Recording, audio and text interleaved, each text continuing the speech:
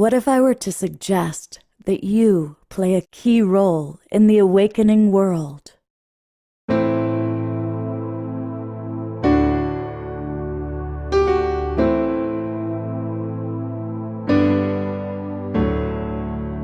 that you are watching this because you have heard the call.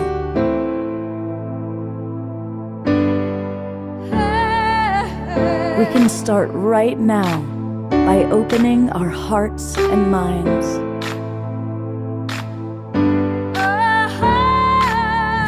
Welcome to the awakening world.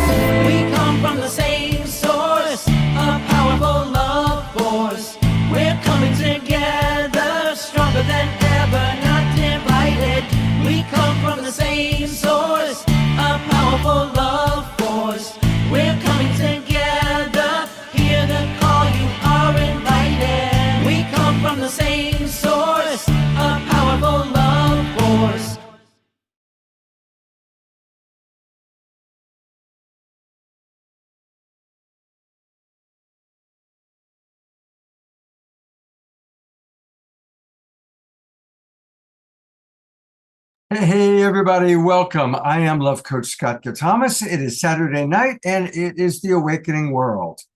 And it's a really special show. You know, we began doing these shows at the start of the pandemic in 2020. And right away, we started working with World Unity Week and Unity Earth and the 99 days for global peace through global unity. We started meeting people like John Raymer and his beloved wife, Summer. And this is really exciting because every year we collaborate with these extraordinary people who have really become our dear, dear friends.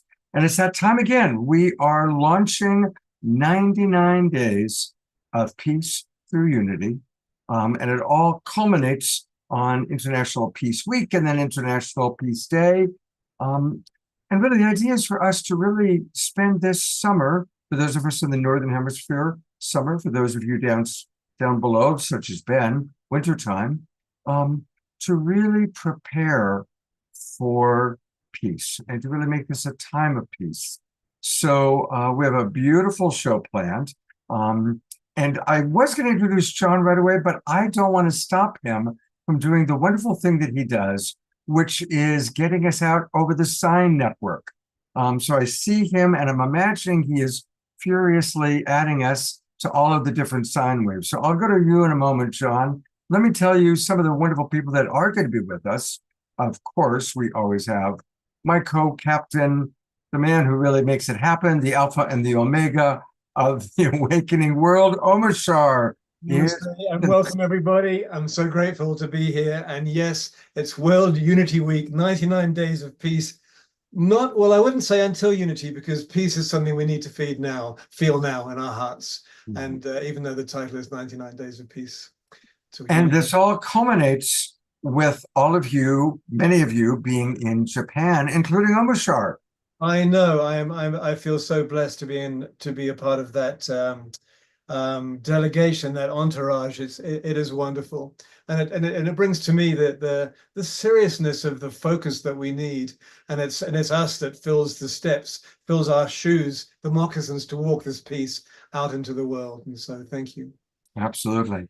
Well, we have two of the kind of wonderful, beloved elders, if you will. I'm an elder, so I can say that, who are really a big part of shepherding this all along. And we're going to hear from Adriana Alvarez. You've seen her on the show before. She, of course, was part of the amazing planet transforming experience that took place in Palenque, Mexico. And so, Adriana, it's so wonderful to have you back with us. We're looking forward to learning more about what you're doing, both this week and above and beyond. So thank you for coming back and being with us on The Awakening World. And we're going to meet a new friend. This is Patricia Davis. And I actually heard her speak yesterday while I was listening to participating in Summer's Dance-a-thon. So Patricia, welcome to the Awakening World. I'm so excited for my audience to get to know you and the wonderful work that you are doing in the world. Welcome aboard. Thank you, and thank you for the invitation, and also thank you. Wonderful to see all of you. We're doing a beautiful, wonderful service in the world. I'm happy to be a part of it. So thank you so much. We are going to hear a little bit later on from Chief Phil Lane, Ben Bowler, Kurt Johnson, and so we're excited about that. So those are all people you know that are going to be joining us a little bit. And I think, are you done, John? Are you ready for me to introduce you? Sure. Ready to serve. My co-host. Now, normally I'm blessed to have a beautiful female co-host, and I am blessed to have, last week was Kristen Hoffman, and next week it's Tangela. But John, tonight it's the Brotherhood of the Magic Canoe. Well, also I live with Summer. Okay, so the beauty of Summer radiates still off of me. So you're a blessed man. And we're going to be hearing from Summer. Summer is in her third day of a 4-day dance-a-thon. She's going to be joining us in about 22 minutes. So we're going to hear from Summer. And after the show, everybody, we're all going to hopefully migrate over to Summer's dance program and be with her as she dances away. She's done 24-hour dance-a-thons in the past. This year, she's doing 4 days in a row, 8 hours each day. And it's been really beautiful. Yeah. No, and the last one she did prior to this was for Palenque. So, I mean, that's the thing. There's such a beautiful, beloved community here. So many of us know of each other and have gone deep with each other. And so many of us are just getting to know each other. But there's a love and a trust and a recognition that this is our time.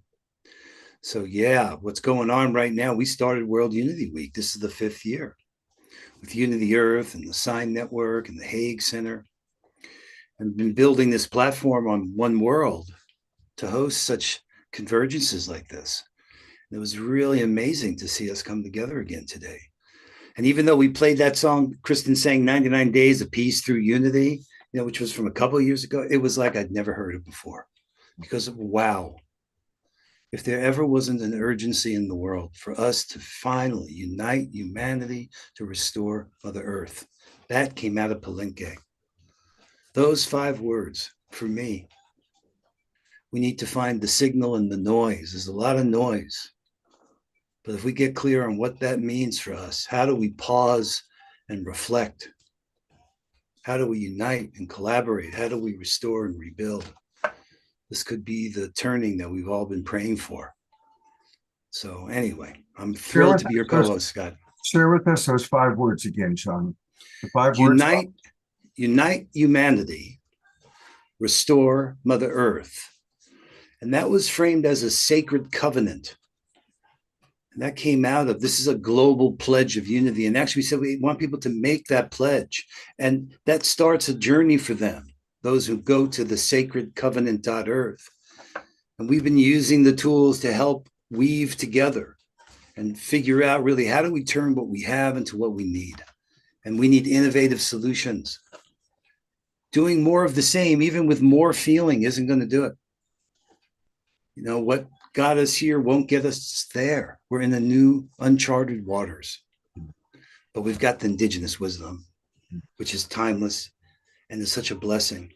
Now, if we can tune into each other and pause and reflect, I have faith.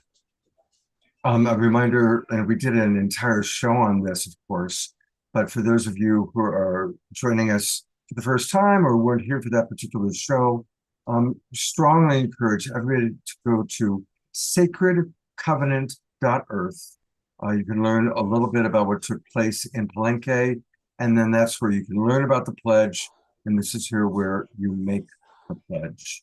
And it's just beautiful to fill out this document. It's very simple to fill out. And it's our pledge that we can each take for honoring the earth.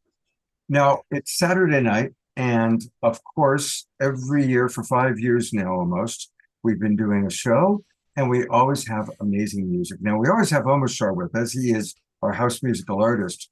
But John, we've got a really special guest tonight. Yes, yes. I saw her perform, I guess about a month ago, 6 weeks ago, and my friend who was with me, Jessica, and I were just blown away. And I was like, oh, please, may she agree to be on the Awakening World, and she agreed. So it's my honor to introduce our Awakening World Global Peace Tribe audience to Adrienne. Welcome. Hi, everybody. Can you hear me okay? Yeah, you're a tad soft. Oh, I am? Okay, well, I'll Well, talk when louder. you got to the better than the microphone, yeah, you were good. Yeah. Well, thank you so much for having me. I'm really appreciating this beautiful invocation, and I'm really grateful to be here. And I'd love to share this first song with you all. That's it's called All In.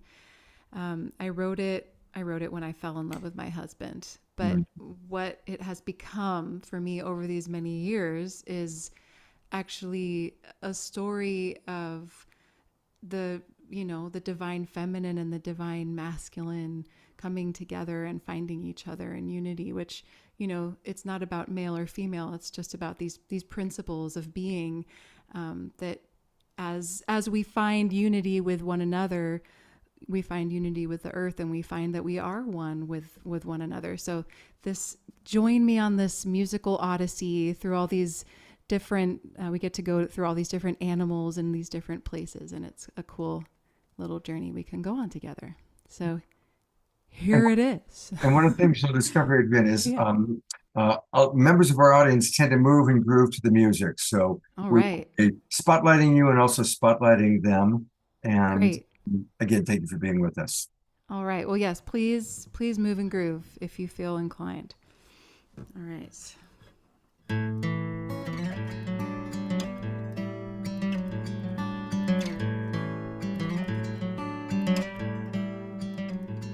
I found my love in a sacred place, floating like an otter out beyond the waves. The sparkle in his eyes called out to mine, and I became an otter too, so we could play.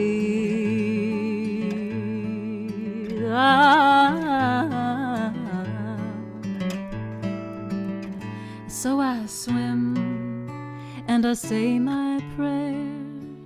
I would go with you anywhere.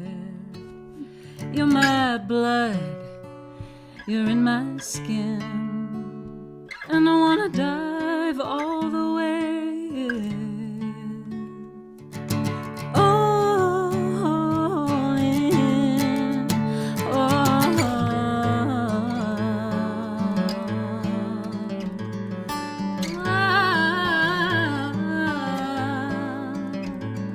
my love grew wings and he took the sky. He stared down at me with his eagle eyes. He was circling above, and I sang, all you need is love. And tail feathers grew out of my spine.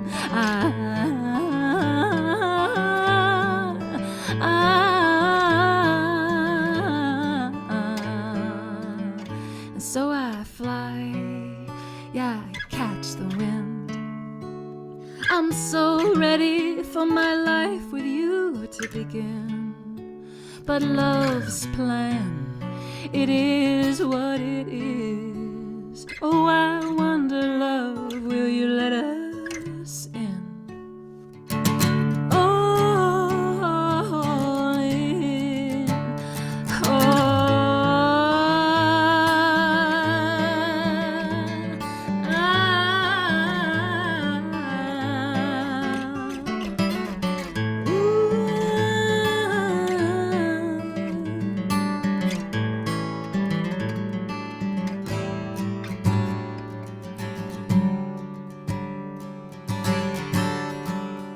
out here in the sky, I won't lose sight of you. I don't know much of anything, but I know that much is true. And the hunters below, they're fascinated by us. So we turn into wolves and we challenge their guns. Ah, ooh,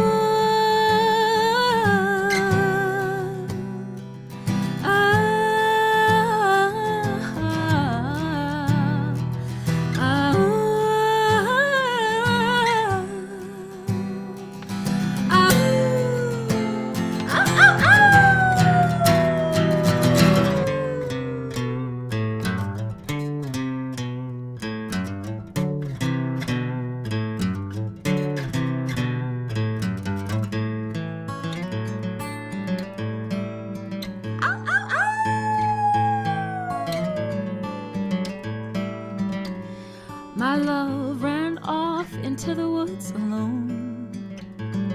Rain fell hard as I howled at the moon. In the morning sky was clear and I felt my lover near. 2 legs, 2 arms, 1 heart, 1 home, 1 heart.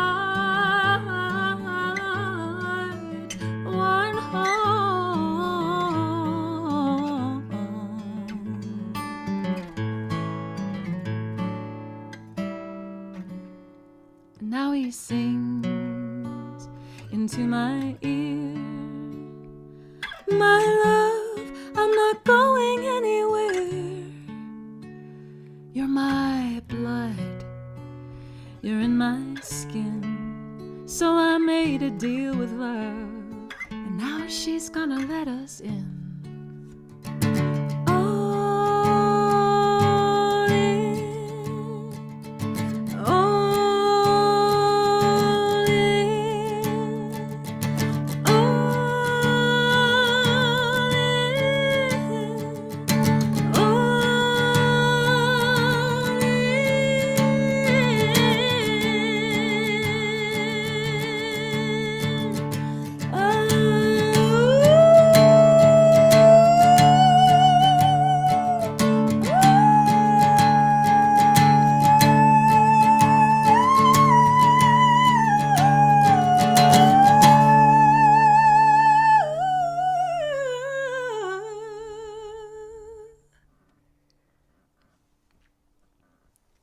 Thank you. Oh, oh my God. One Wow. one of the things we do, Adrienne, is we like to read some of the comments Wow. from our Aw. audience. So I'm going to bring Ben, Gosh. I'm going to bring John on to, Wow.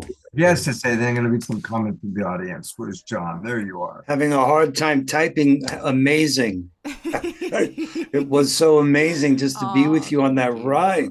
Oh my God. Your husband is a very lucky guy. Thanks. I try to remind him every chance I can. Well, have him call me. I'm very lucky too. I love Wow, the that was polling. beautiful. I love the, ow! Yeah. Oh, Hopefully, should- did anyone howl with me? I forgot to inspire you to howl. We can howl now, though. A little follow-up howl. You guys want to howl? Ow, ow, ow! Ow! There we go. and for the audience. Then we're going to bring Ben Bowler up. And speaker Ben, Ben just wrote, incredible, so beautiful, what a gifted artist and musician. George Noble writes, I can howl, and I did a little. Dr. Laura writes, that was a gorgeous romp through singing, poetry, and nature. Omashar writes, deep and profoundly beautiful. Thank you, Adrienne. What a journey. Dia Therese writes, I experienced Adrienne's writing and singing as my own soul so poignantly. Wow. Wow. Wow. We hear, yes, Susan, beautifully stated, and so it goes. So, Adrienne, a wonderful you. start. I want to remind people back another song, but we can get all things Adrienne by going to her website. It's easy. It's her name. I'm going to spell it for those of you who are watching on Facebook. For those of you in our Zoom room, I've already put it into the link into the Zoom room. But it's her name, Adrienne Shamsad. I hope I'm pronouncing that correct. Yeah, Shamsad, but that works too. And it's spelled Adrienne, Adrienne with 2 N's, Shamsad, SHMSZAD.com. And we'll take a deeper look, but always put in your name and email address. I'm going to do that right now. Yay! Join I my can mailing list. know about all the things she's doing. And let me tell you, if you get a chance to see her perform live, she does such a wide variety of music, including some exquisite Persian music that just rocked my soul, Adrienne. Awesome. Well, thank you all. And if you're in the Bay Area, I do have a concert at the Freight and Salvage in Berkeley on August 18th, and I would love to see you all there. I'm pulling that up right now, even as we speak, because we do have a lot of our, I'd say about 25% of our audience tends to be Bay Area based, because I'm a Bay Area guy. Cool. There it is, August 18th at Freight and Salvage on Addison Street in Berkeley. August 18th, 7 p.m. I'm going to put that in my calendar. Hopefully it's not a Wednesday or a Saturday, so I can go. Sunday night. Perfect. Sunday nights are a perfect night for me.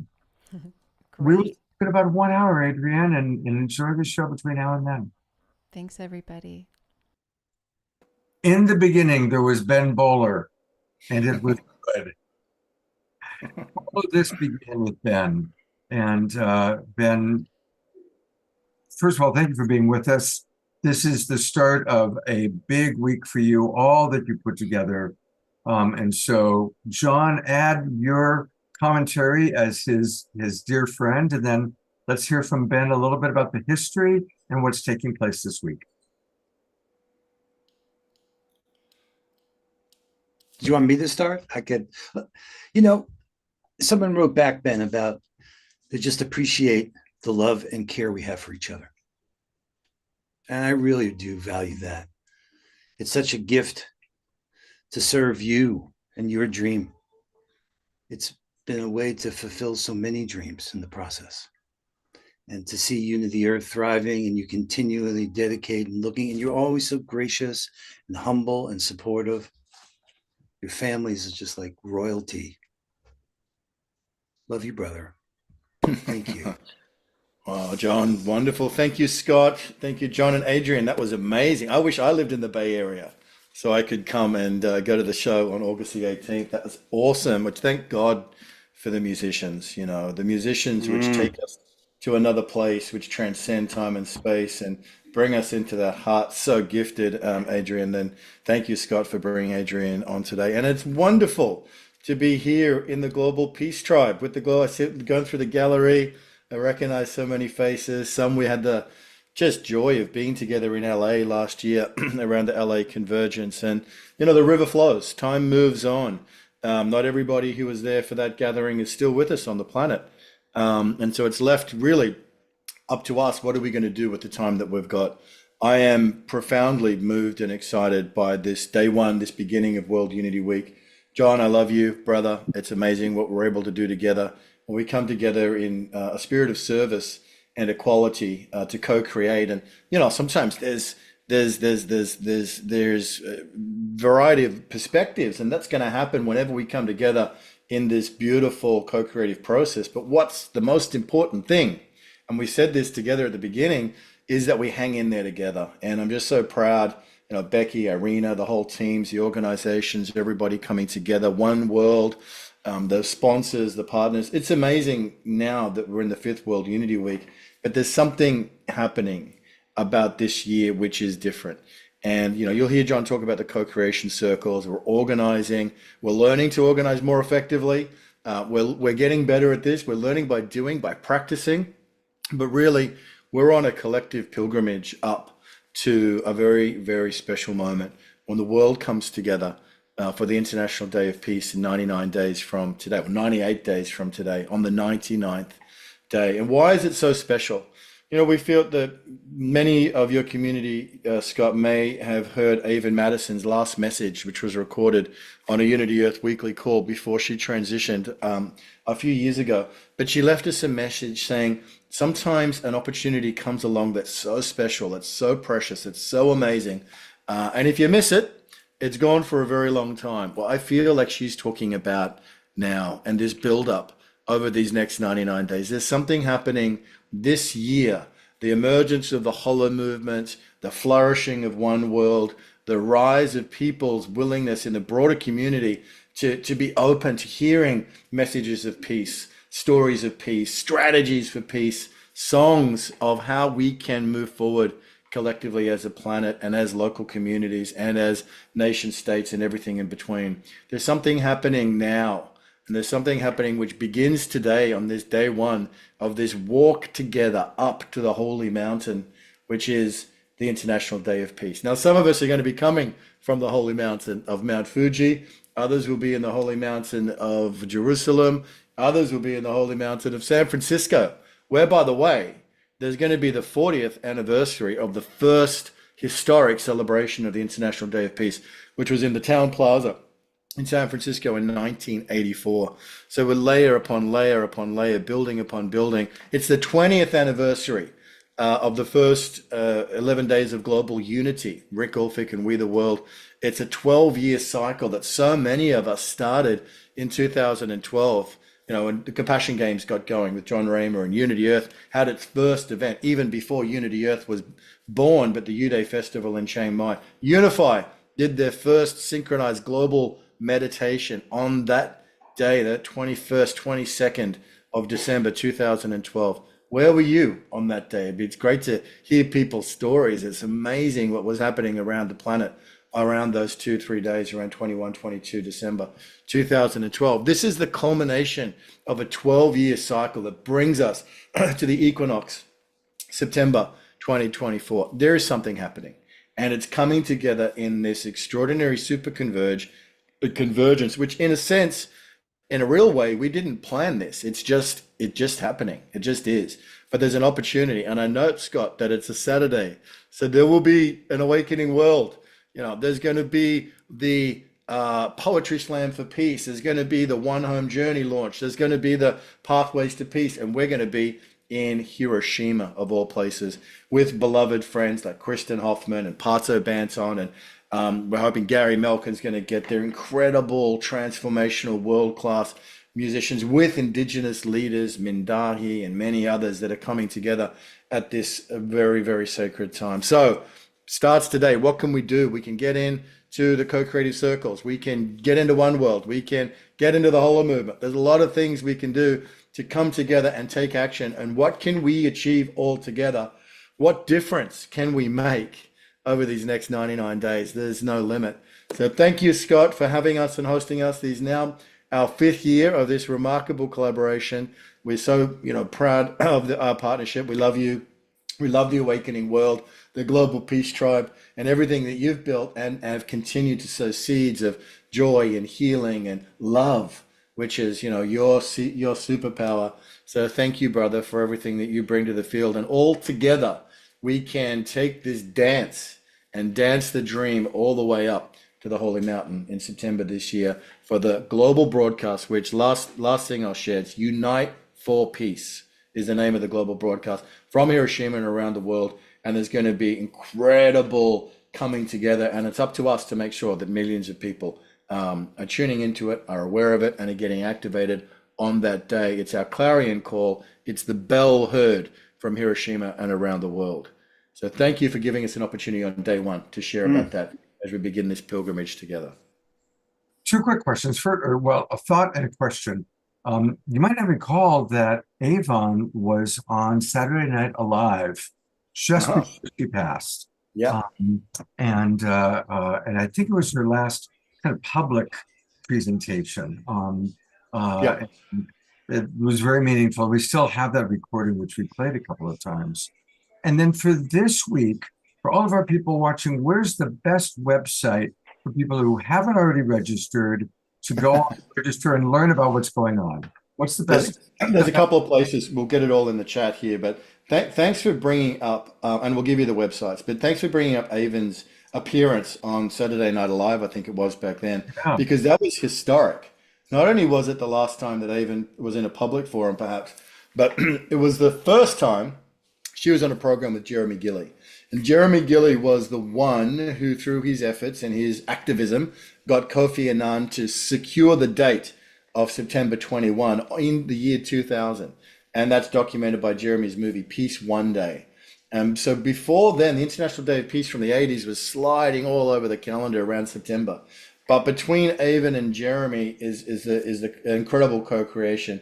But they came at it through slightly different approaches. So having them together on your show, Scott, was a deeply beautiful, healing, and transformational moment. So thank you to the Awakening World. You can go to worldunityweek.org and you'll find schedules and different things. And you can go to oneworld.earth and you'll see a whole bunch of different activations, missions, events connected to World Unity Week. So you've got the oneworld.earth website, which Scott's showing you there. And then the other one where you can find the broadcast schedule is at worldunityweek.org. So both those places have got different resources. They'll all lead you into the field of World Unity Week. Thank you, brother. By the way, Ben, people are writing in where they were. We had people who were in Egypt, Atlanta, Hawaii, at those different times when you asked where people were on that incredible day. Yeah, amazing.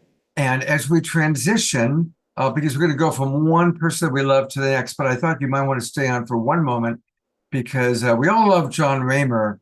And John, we know, is a blessed man because he's married to this incredible woman. My gosh. The beautiful and magical and amazing Summer Joy Raymer is who we're transitioning to, if she can hear us. Summer. Okay, she's dancing. She's dancing. Hold on. She's outside my door here. Hang on one second. Ben, can you believe this extraordinary woman dancing 8 hours a day for 4 straight days? Oh my gosh, Summer Joy. And the way that it impacts the field, the dancing, the dream. Dancing the dream is a theme that emerged in co-creativeness with Summer Joy and her dance. And it is just such a beautiful thing that even before World Unity Week started, there was the dance. Before the beginning, there was the dance of Summer Joy, magical unicorn being. And that dance, which just brings like a pulse and just seeds the field with the energy and the enthusiasm and the joy and the devotion and the fun that Summer brings into her dancing. So what a perfect way to begin and to have Summer Joy here. Yeah, Scott. Summer, are you there? Hi, I'm in two places at once, so it's a little complex. I just turned the volume up for everyone dancing in my Zoom room, so I'm just leaving them with Jacob Collier while I come visit you all. Hi. Hey, you know, while we've got Ben here, there's a question for all of you, really, from Dr. Laura. And that is, during World Unity Week or during Summer's Dance, is there going to be a worldwide mass meditation for peace? Yes. Is there going to be a particular moment for that? Absolutely. In September, a big part of that whole broadcast is going to be about somewhere between 10 to 12 hours of content around the world on that day. And there's going to be multiple opportunities for reflection, for mass meditation, for music, even for silence together in prayer as we really touch on all nodes. There'll be music, there'll be messages, there'll be events, there'll be celebrations, and there will be synchronized meditations as well. So it's going to include all those aspects and those parts that make up the interwoven whole. Thank you, Dr. Laura, for a great question. Yeah. And I just wanted to add in, so we're in the fourth hour of the third 8 hours of Dancing the Dream. And it's not just dancing. It's also quiet spaces. And it's kind of whatever it is that you need when you come into the space. The music at this particular moment, when I left the opening ceremony of the beautiful Theta Phoenix, leaving us in an incredible place of sublime, I would say I brought that in, that harmonious heart coherence that she so beautifully brought to the opening ceremony into this space that I'm currently sharing with Jacob Collier. the fourth volume, which is also sublime. So it's not just sublime and high joy, it's also quiet, soft, soothing music. And this particular mix has words of Thich Nhat Hanh, Dr. Martin Luther King. There's, quiet Gary Malkin music. There's Kristen Hoffman's 99 Days of Peace Through Unity, but it's like a lot of different colors and shades. And you can come in and you can take rest. Scott Thomas has actually slept with me dancing by his side, and anything goes. So coming in and bringing your intentions into that space is a global collective space that is held for 8 hours. And we're going to reach 24 hours total by the end of this one, and actually making history tomorrow for a total of 32 hours during these 4 days. So yeah, You're it amazing, just Summer. Yes, really, is. Hey, all of us are doing our part, and this is my part in the dance, weaving the golden thread with all of you. So yes. Wow. Yeah. And so we're all, after the Awakening World, we're going to hopefully all migrate over to your amazing dance-a-thon. I've put the link into the chat box where people can go over there as soon as they want, learn all about it. And remind us, what time will you be dancing tomorrow? What are the 8 hours tomorrow? Yes, I'm just checking on the dancers. There's like 12 people in my Zoom room right now dancing it up from all over the world. Yeah, so time. Okay. Yeah, so it ends tonight at 12:11 Pacific a.m. And tomorrow we start at 11:11 p.m. tomorrow. But all this stuff is in One World and Facebook too. Like, I don't want to get complicated with times and stuff. It's all there. Okay. But and that completes at 7:11 a.m.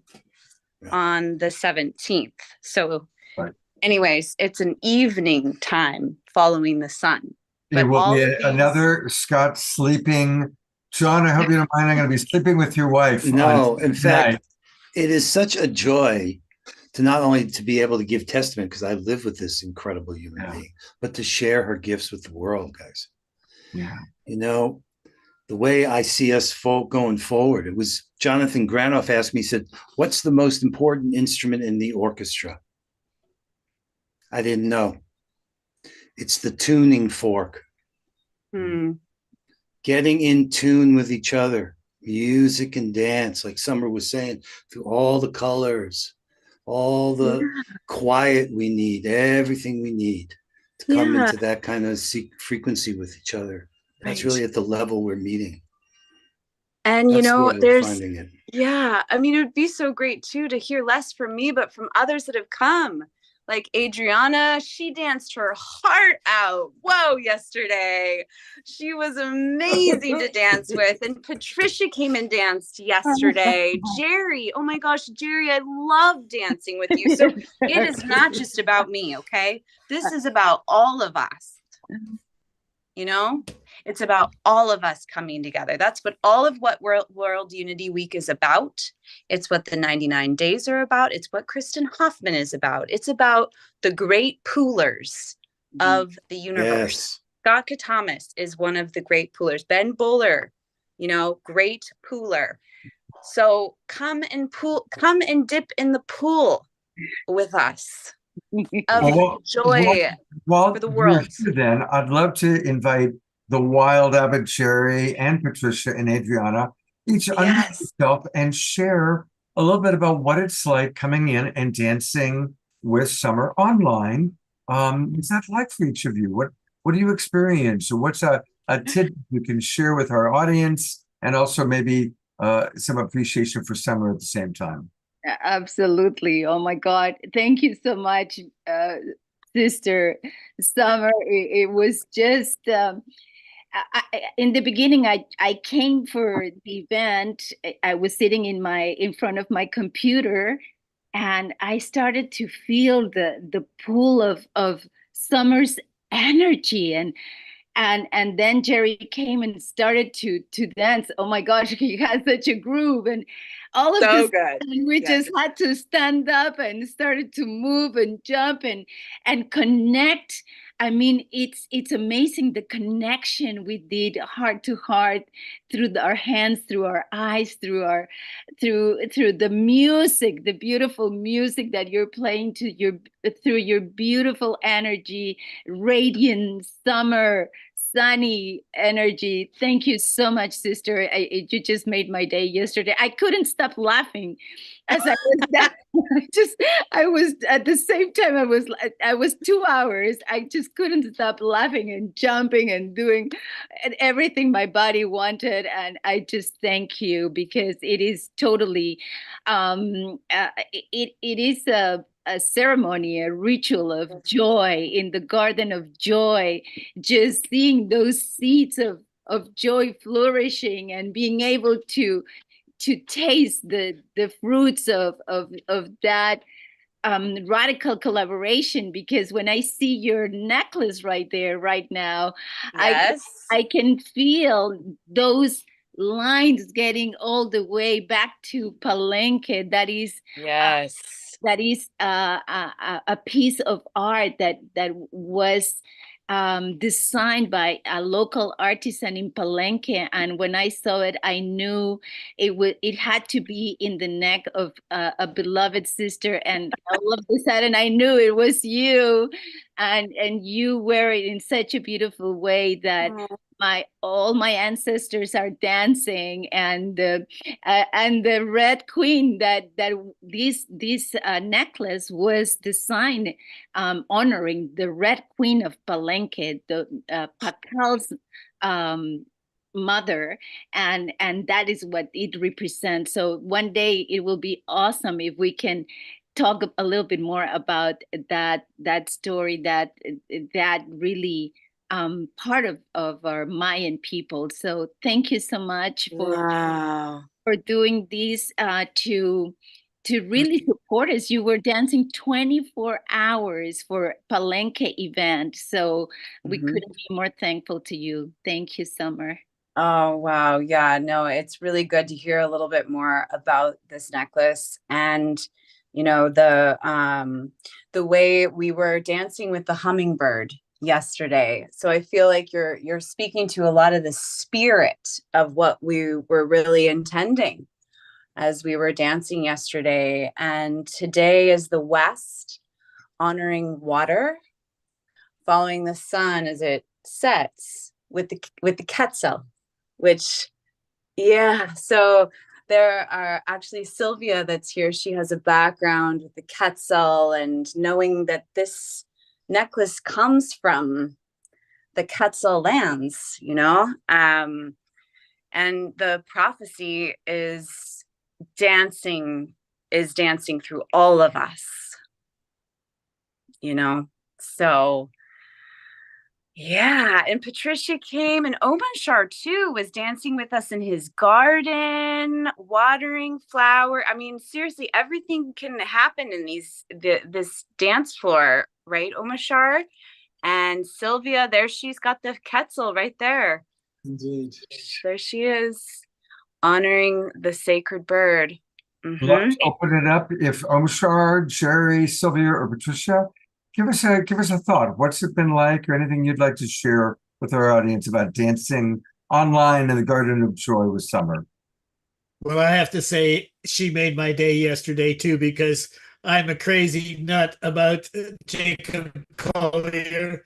I got a chance to see him live on my birthday, which is Earth Day. But the crazy thing was about Summer yesterday was she was dancing in the rain, soaking wet. Yes. And didn't slow down at all. No. So it's been real fun. Thank you.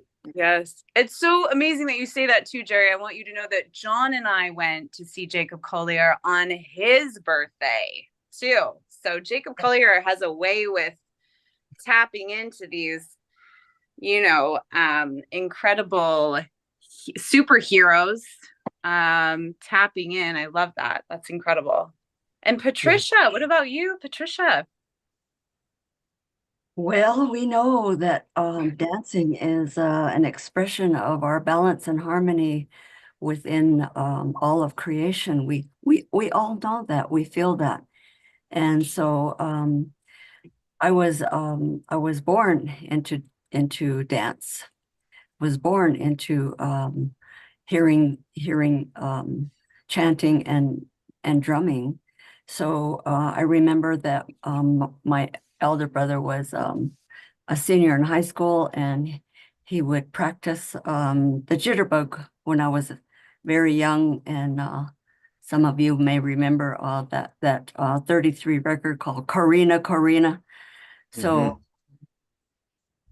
I've been dancing 60 years, people, 60 years. So that's my element. And to be invited or actually to join into a Zoom event, I do this all the time at home. I play music and dance all the time at home. It's a different thing to watch other people on the screen. But I think it was Nietzsche that said that it is an anti-gravity. So it's an expression of joy and happiness. And Summer, you certainly embody that, and you inspire that with all of your viewers. And I'm so happy that people are joining you from all over the world, because it is music and dance that will unite us, and that we will feel that love and peace within us. And we will want to think it and speak it. And we will want to, we have a round dance. It's called a friendship dance. We hold hands, and I could just say that you may have heard of a American Indian powwow. Well, there's all kinds of dancing, and that's together. And that fits right in with this global peace tribe. So let's enliven it. Let's institute it, meaning bring it into community, bring it into society, bring it into all of our places where we want young people to see us and learn that the creativity of people who are writing their own songs and singing their songs and sharing their own songs. I'm so honored to know many, many songwriters and artists and dancers. And even at 77, I'm going to include myself in this place where there's so many people who are interested in dancing and singing. Well, why not? You know, I don't go to places to sit around and watch other people dance. I've done folk dancing. I even in Boston, I even learned belly dancing, Western dancing, all kinds of dancing. So thank you, Summer Joy Chambers, and thank you for leading us in all this. And we're going to hear from Patricia a little bit later on tonight. She's one of our special featured guests. We've got to move forward, so I want to give just a quick minute to Sylvia and Omashar to share anything they'd like to share about her dancing, and then we are going to actually go to Adriana to hear from her. But Sylvia, what would you like to share? Thank you, Summer. It's a sacred privilege and blessing and support to be part of this precious community that you're evoking with all of us. And I will post an article about the Quetzal, a beautiful, hopeful article about the Quetzal in the chat for everyone. Great. Yes. And she has the music, just so you know. She's in the Zoom room right now. I can hear the song, Your Life is Sacred. She's in two places at once, like me. Yeah. Thank you, Sylvia. And I wanted Patricia to know that we have another bowl. It's next to my computer, but it has we had thunderstorms today on this day representing water to the west, following the cardinal directions. And I put agates, as you know, Patricia, about agates, because I gifted you one when you were here. I put 4 agates and let the rainwater just fall into the bowl, and some sacred salt from the Big Island of Hawaii to hold these 8 hours as we're really honoring the Dene cardinal directions way. And these bowls, Ben, just so you know, these bowls are from Japan that were her sisters, right? Your sisters. It has Mount Fuji on the bowls. Just pointing that out. As we are going to Mount Fuji at the end of the 99 days, we are one. We really are. Well, Summer Joy, thank you so much. I want to let people know that we can support this amazing woman. And it's so important for us to support all of our friends that you see here. And she has a Patreon page. And I'm one of her Patreon. I was your very first Patreon, actually. Thank you so much. It's fun.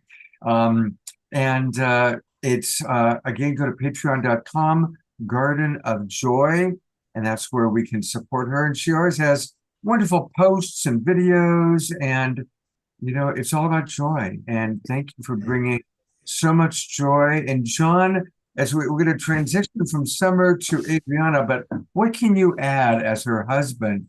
What's it like being married to this amazingly wonderful, joyful woman? The truth is, I feel I've been so blessed. It's really humbling, and I say this to our family here, whoever's connected. She really is this way. We are living the loving way. It is a healthy, helping team. We've had the coaching and the guidance and the love and support, and we get so much joy and pleasure from serving our community together. And I get so much joy from watching her shine. I love that. I feel she is the real deal, guys. She's the real deal. I'm telling you. Yeah. Thank you. Well, it takes a magical being to know a magical being. So, John. Yeah. Oh my God. Yeah. And, one of the biggest dreams I really am holding in that Patreon in the Garden of Joy is publishing my first book during the 99 days. Is a crazy, wild. I'm also kind of afraid, as I feel Umashara has shared about like his journey with his, music making and everything. It takes a lot to like actually make something happen. And that is part of what patrons are supporting, is the journey to really become an author, and a lot of the creative process that is unfolding, which will eventually be 2 books. But that is a big dream. The Unicorn's Gift, Planting Seeds of Joy for the Future. Thanks to my husband and AI. Actually, what did Patricia hack? What is the new? It's Authentic Intelligence. Intelligence, yes. Thanks to the partnership with Authentic Intelligence and my beloved husband, that title unfolded, which was like a clear truth bomb when we explored titles of this book. So yeah. We're in the new world, guys. Yeah. The future is not like it was in the past. Yeah. And again, you can learn all about the Garden of Joy events that are happening by going to the page on oneworld.earth, and then just click where it says Garden of Joy. And that's where you can learn all about it. I am definitely going. I've been there the last 2 days, and I'll be there again tonight and tomorrow.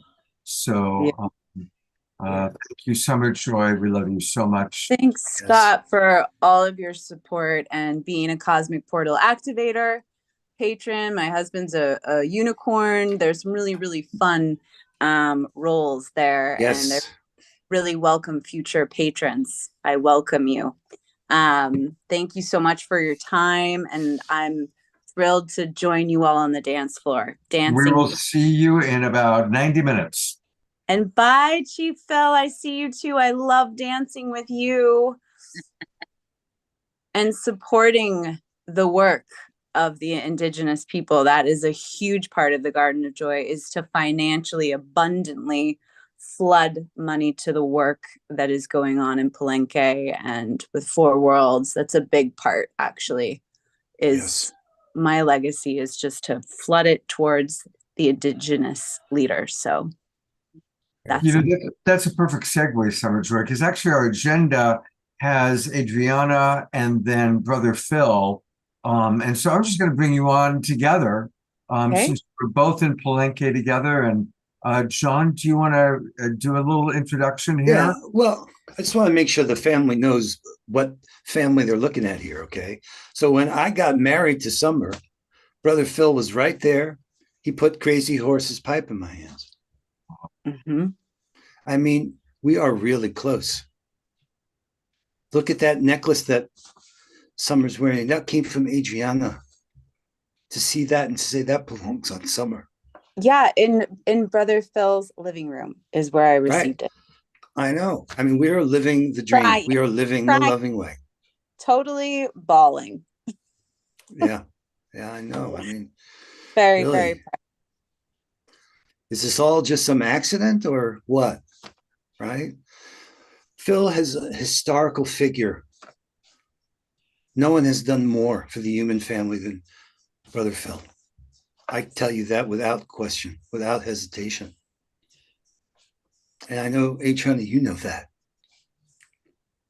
And with the love with Patricia and Phil and all of us here working together in unprecedented ways, we can see now, unite humanity, restore Mother Earth. Look at all those posts Brother Phil's been putting in One World, all that wisdom he's been sharing, years and years of what he carries. He makes available to all of us to enrich our lives, to enrich those around us. I love you both so. Summer and I love you both.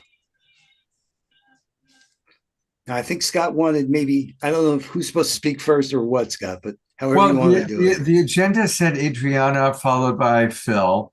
But you two also can speak together, really, if you wish.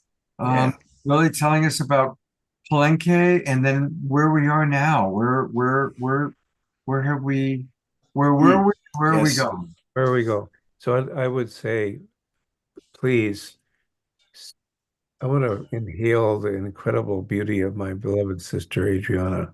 Just give her the whole picture here and let her share. Let her share from the Quetzal her message.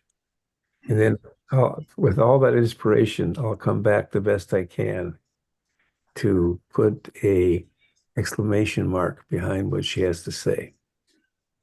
How does that sound? Wonderful, brother. Thank you.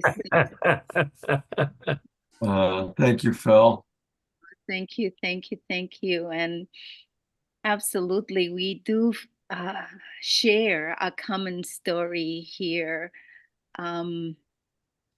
I had the honor and privilege to meet Brother Phil in 2019. And he was not coming alone. He was coming with John Raymer. And we were gathered in our home and here in Canada, and they were planning on launching this new platform to be co-creative, to bring peace and unity and compassion games. And my beloved, very beloved brother, Adil Kassam, told me, sister, I need to attend these very beloved brothers that are coming to bring forth this new platform that we're working together. And I said, brother, please just focus on what you need to do. I'll just be your staff. I'll just help you, whatever you need. So they were planning and designing the platform and everything that they wanted to do. That was 2019. And at the end of the 3 days of their gathering, Brother Phil asked me, so sister, what is it that you do? And I told him about La Ventana Palenque.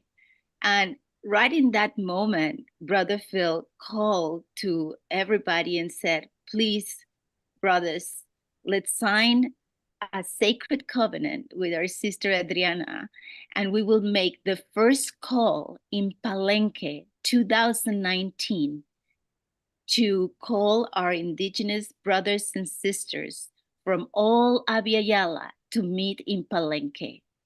And we signed that covenant right there with music, with love, with sacred sage, with sacred hearts and fire.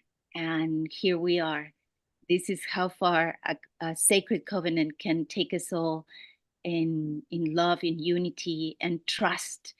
And to me, that marked the time when we did that first call in Palenque. Brother Phil couldn't come that time, but Brother Mindaji Bastida was representing Brother Phil. And as we all know, 2020, we were in the midst of the pandemic, and we started to be online. And so many of our relatives that have come to Palenque, we have met through these Zoom meetings, through World Unity Week, through Peace Day, through Compassion Games, through Sign Network. And this really reconfirms that there is a purpose. This is not an accident that we are all here. And through that radical collaboration, it seems that every theme that we undertake, it evolves in the next theme, in the next practice, and in the next ancestral gathering. And this is how we have come to gather this last March in Palenque, Chiapas, where we were leading the global peace movement led by indigenous voices and allies. And through these last 4 years, we had few relatives coming, and then it started to grow and grow and grow until this gathering we had 250 plus elders, grandmothers from Alaska, from Canada, the States, Mexico, a beautiful council of CONADEPOA, beautiful alliances that we have made through the fire. We had our relatives from Guatemala, from Ecuador, all the Amazon. They came all the way to Palenque, from Bolivia, from Argentina, making the prophecy to manifest in so many ways. And this whole movement, as my beloved brother speaks about, has brought us together and align us with our visions and missions as indigenous peoples, as allies, and then understanding that we are all in such a alignment, in such a synchronicity, making these happenings, these gatherings, making us evolve into these sacred covenants. Because when we listen to our elders, we understand that their message, it's exactly the same: unite humanity and restore Mother Earth. Every one of our elders is reminding us that, to awaken that sacred call and put it in action. So as a result of that beautiful gathering from March 17th to the 23rd, when we didn't even know if it was going to happen, and actually today we spent a beautiful 2 hours in a ceremony of gratitude, where all our relatives who contributed with little resources or bigger resources, with their volunteering, with their organizing skills, with their hearts, with their thoughts, with their prayers. They were holding us to really be able to accomplish this sacred call. And we were so happy to listen to our relatives from the Condor Energy, our relatives from the South, and it gave us the opportunity to do a harvest of 10 initiatives that my beloved brother Phil, with his always and he never tires, he never gives up, he never ceases to remind us that we are all as one, and he always and never forgets us, and with so much patience and with so much love always will open his heart to the voices of the seventh generation, of the children, of the elders. No matter the difference or the diversity, he will embrace and will work tirelessly to bring forth a map to keep on moving forward, so that we can understand what is our mission, what is our goal together, how are we going to put our prayers into action, how we are going to start those initiatives like the Maya bioregion from La Ventana Palenque, which is going to be holding that space as a hub to hold that process of being the beginning of manifesting the restoration of our Mother Earth and the unity of our human family. So with that, I will feel so proud and so happy to give the word to my beloved brother to share with us the initiatives, how you have aligned the visions of our allies, of our relatives from all along the Abya Yala, all through those 52 years where you started to have this vision through the prophecies and through your travels through the Americas, and now we are here. Mhm. How you never gave up, and how you never ever have forgotten to leave us behind, and here we are. Thank you, brother. Thank you so much, sister. I think before I share a few words, I want to really do a reframe. And this reframe began when I began to really contemplate the last 500 years or so. And, you know, our beloved elders and those who walked the path before us always did the best they could to walk a good path in respect and honor of the Creator's teachings. And we knew the Creator was an ever-loving, kind, compassionate, all-knowing, ever-forgiving power.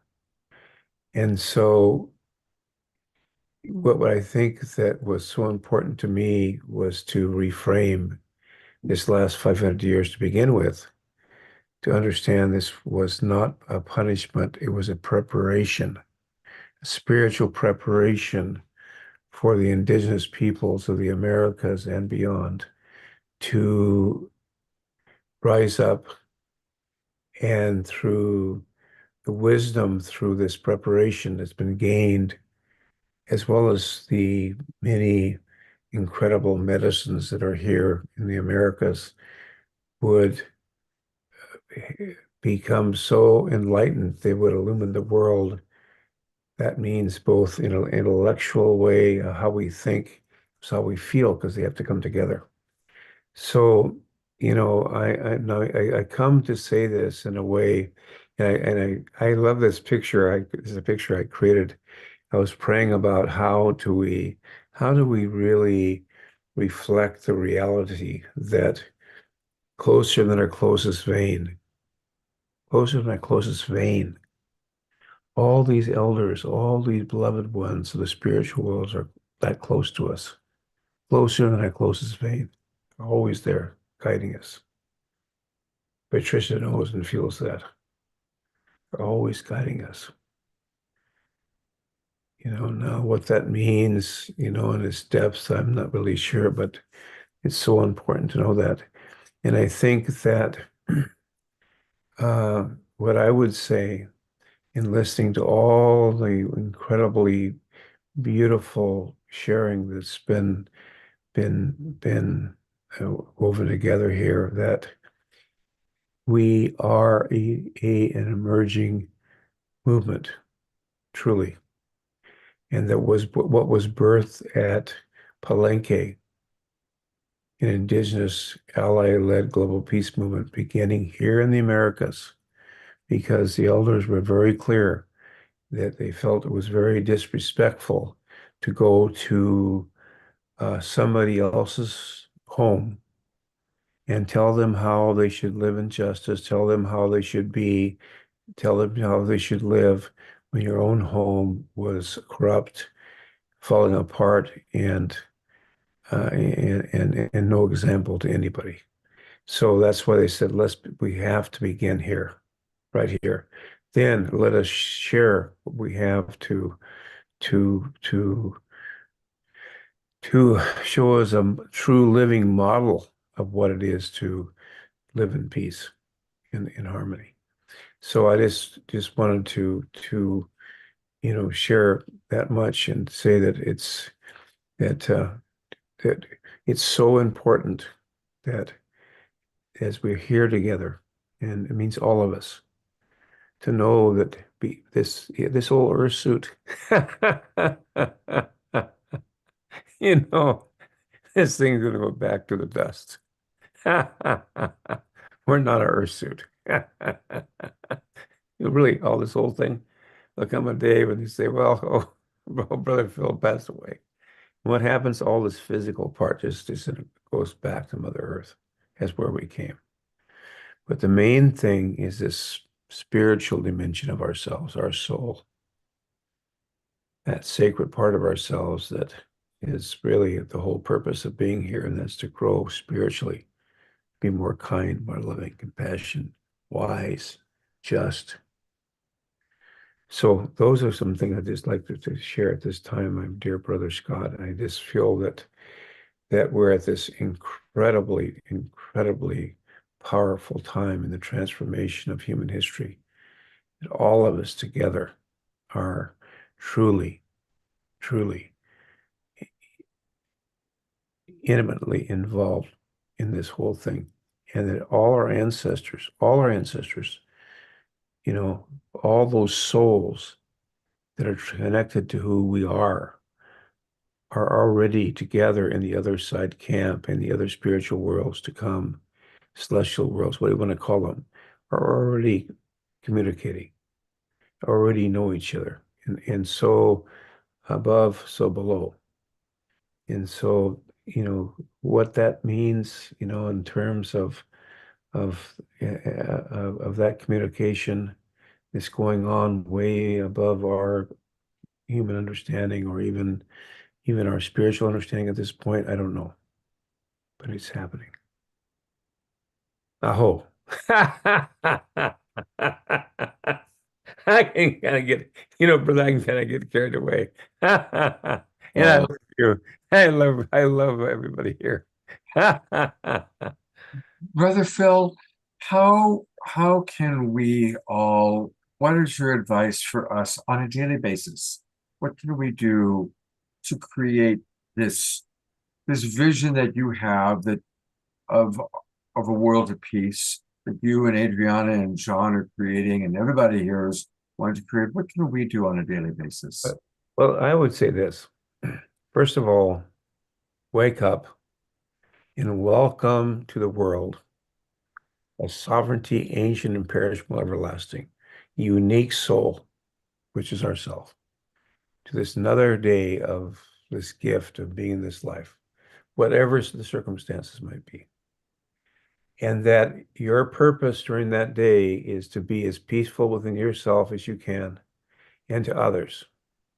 Meaning that as you happen to go to a grocery store or walking and you see somebody you don't know, you give a smile and welcome them. And it might be a challenge, but you have to go deep in your heart and say, smile at them, good morning, good afternoon. You know, as you walk through the mall, thank you. Oh, hello, my friend. This being able to create right now, not waiting around. Creating heaven on earth is doing it our own self. You know, just coming to somebody and saying, good morning. It's a beautiful morning. You know, hello, my friend. Hello, my friend. Hello, because we are one human family. I mean, some people might say, if I just come and say, hello, brother, how you doing? They think I'm nuts. I might say, hello, my friend. And that might be doing better.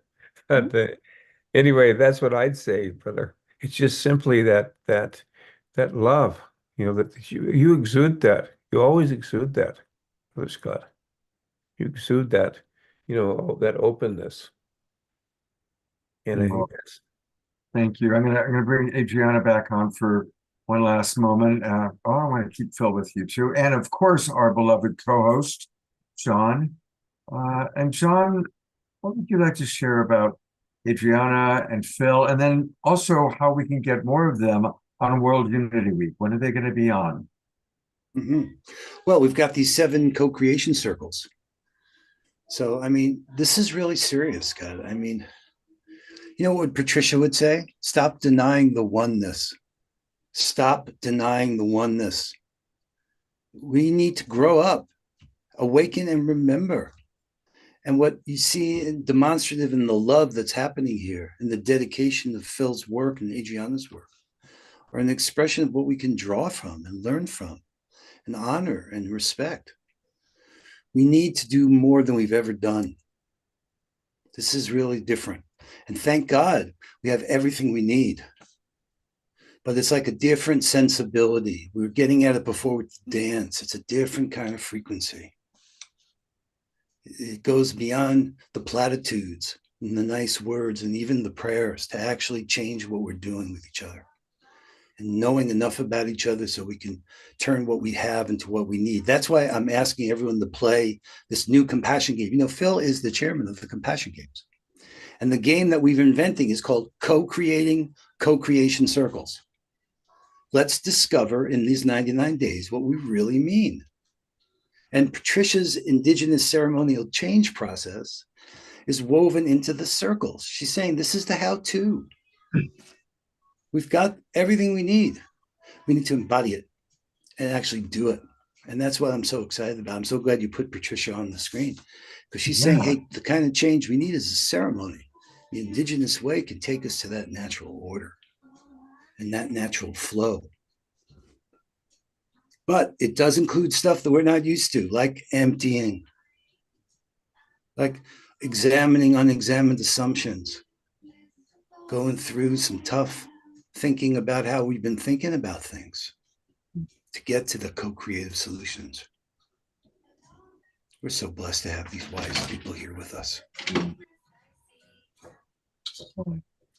Patricia, we're going to kind of transition to you. But is there anything, as we have the 4 of you, all 4 of you, are such a part of these co-creation circles.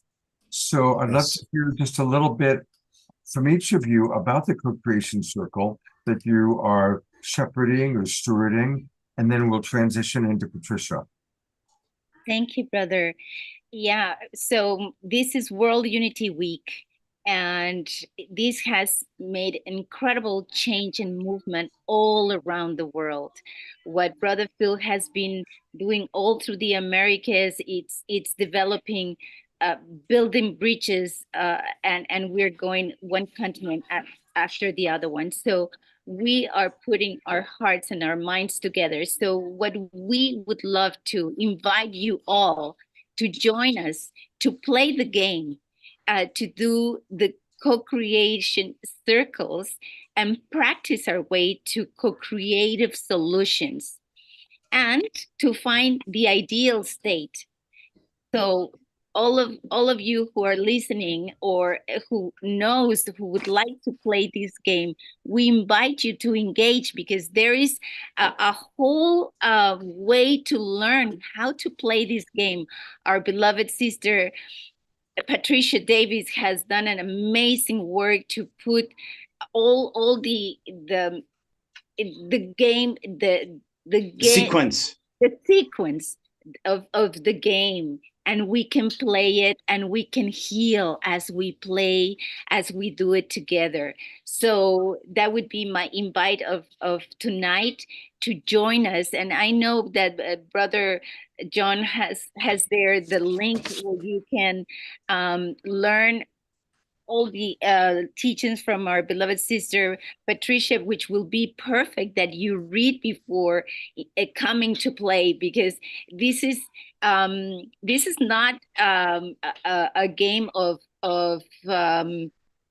guessing. It is a game of understanding, or of embodying the understanding. Where are we? Where are we as human family? What is our stage and what we have to change? If we keep on doing the same things over and over, and we are not going to see the change, because this is where we are right now. If we want to change, we have to really engage in this understanding on healing what we call the wetico. Right, brother? Right. The mind virus. Welcome, and we invite you to play the game of love.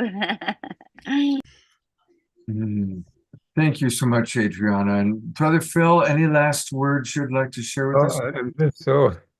I'm just so pleased to hear your sister Adriana, her beautiful wisdom and articulation, that I feel part of this whole process because of what we've been through over these last years and what we learned from each other. So I feel very uplifted by what you shared there, sister. And I think that the bottom line is this, is that we have initiated the sacred eighth fire in the sacred prophecies of the Reina, the Condor, and Eagle in their fourth and final stage.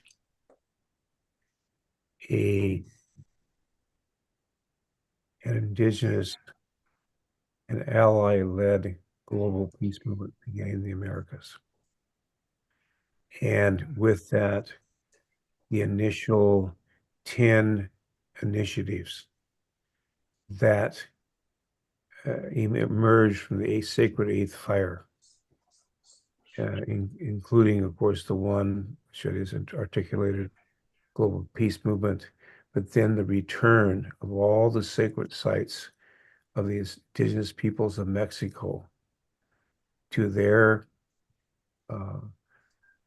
ownership, so they can be used again as a sacred sites to really enliven and move Mexico from a place known as a cartel state to one that's known with great spiritual beauty and enhancement. You can imagine thousands of indigenous people dancing these holy and sacred sites.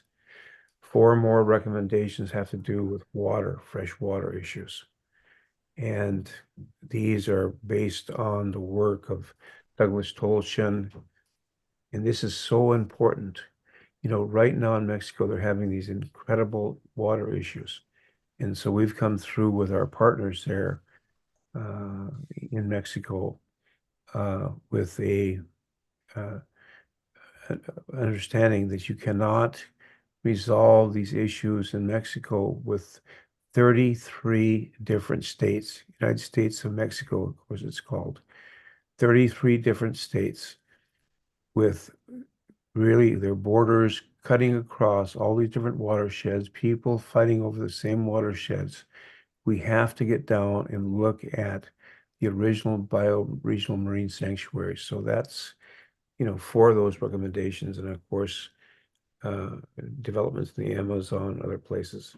So I don't want to go on too long here. I've got on quite a bit, but this is real. This is not a dress rehearsal. This is the real deal. It's not a dress rehearsal. What Sister Patricia has prepared for us through all she's gone through is not a dress rehearsal. It's the real deal. It's born out of a lot of what Brother John has gone through, and all of us have gone through, not just any one more than the other. We have been all brought together for this time. So I just want to say that much and say, Scott, thank you so much. You've always been such a beloved soul, and in all that we've been able to unfold here. And we have so much. We haven't had breakfast yet. We're just getting started. We're just getting going now. Just getting started, my friend. I love you so much. Thank you for all that you do, your inspiration, both you and Adriana. God bless you both. Thank you and we will see you throughout this week on all the amazing activities happening. We'll see you. Yeah.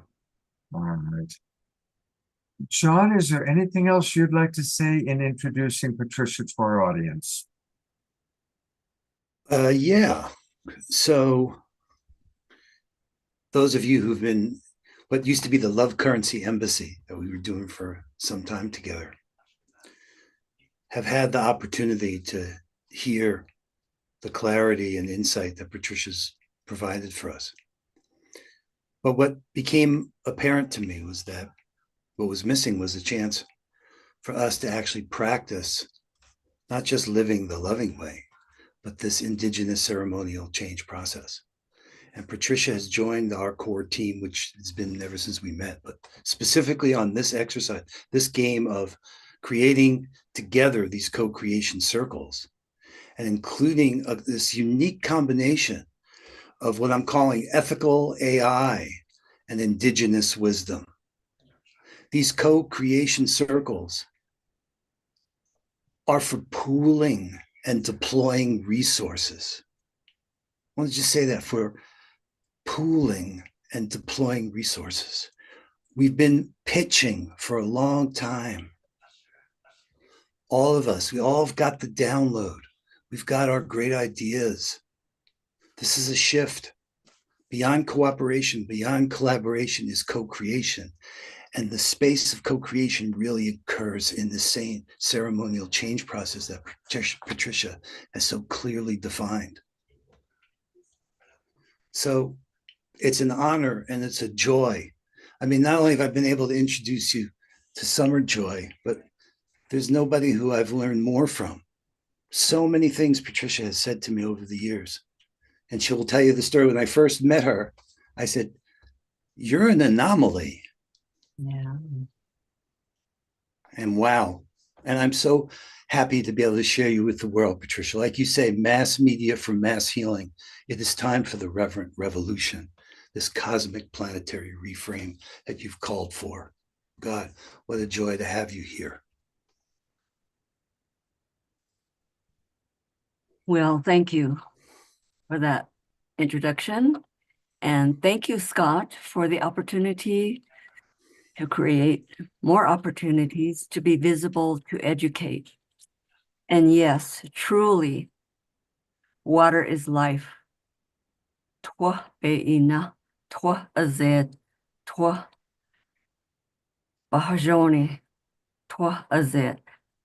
These are the names of water as medicine. Water is life, and we must care for and take care of the earth, water, fire, and air, because we are truly composed, our composition, our constitution, our very body and habitat, our home upon this Mother Earth is of the earth, water, and fire and air. While there is much to say about the indigenous ceremonial change process itself, which inspired the co-creating circles, because when I use the word co-creation, I'm speaking of creator first, and then self, and then others, because humanity has betrayed creator and betrayed self and betrayed others. So then we are making this correction, and we are going forward with honesty and integrity. Now, all the while I'm listening to all the beautiful inspiration and kind words for each other and expressions of love, and I'm thinking about two topics that I want to share with you. One of them is that like I said earlier, that I'm born, and I could probably say that we're all born into a global peace tribe.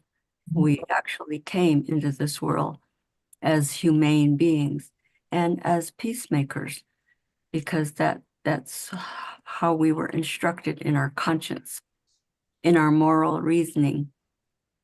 And we call that a holzen, holy thinking, to use our holy thinking for our speech.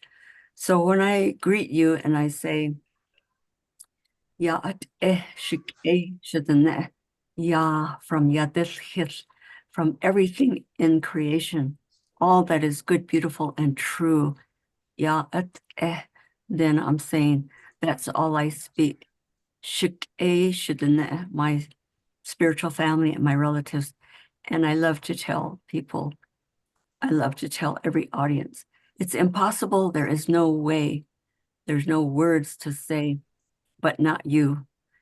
When we greet someone as our spiritual family and our relatives, it's impossible. There are no words, no terminology. There's no context for saying not you, but not you. It is a diagnostic language. It is a descriptive language. It is ceremonial language. This is not conversational language. And so remember that it was the Navajo code talkers in World War II who brought us safely across to when there was an attempt to lead humanity into the abyss.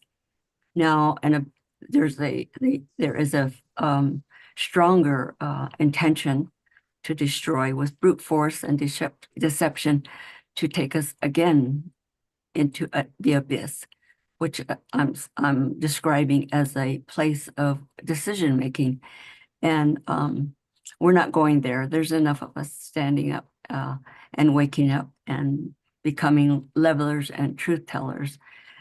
So I live right now, I'm 3 hours away from where I was born. I grew up on the Navajo Nation. I'm registered there with the Navajo tribe. I'm 3 hours away from there, from my homeland. But I'm also living between White Sands and Los Alamos. You know that Los Alamos is where the atomic bomb was created, and White Sands is where it was tested. So I'm living along the Rio Grande between these two places. And while you are all speaking of traveling to Hiroshima in Japan, I thought of when we say Navajo code talkers, you may have heard about the young Navajo men who volunteered for this task. And if not, please research this, because it was kept silent and confidential, a security concern for probably over 50 years, for many, many years. And while the Navajo language, or Denepazad, the sacred language and words of the holy people, is not a code. Our ceremony language is actually a spiritual language. And when I said diagnostic, it's describing always, it's describing the root cause of any out of balance condition. And so we have no word for evil. We have no word for bombs and guns and for military and so on. So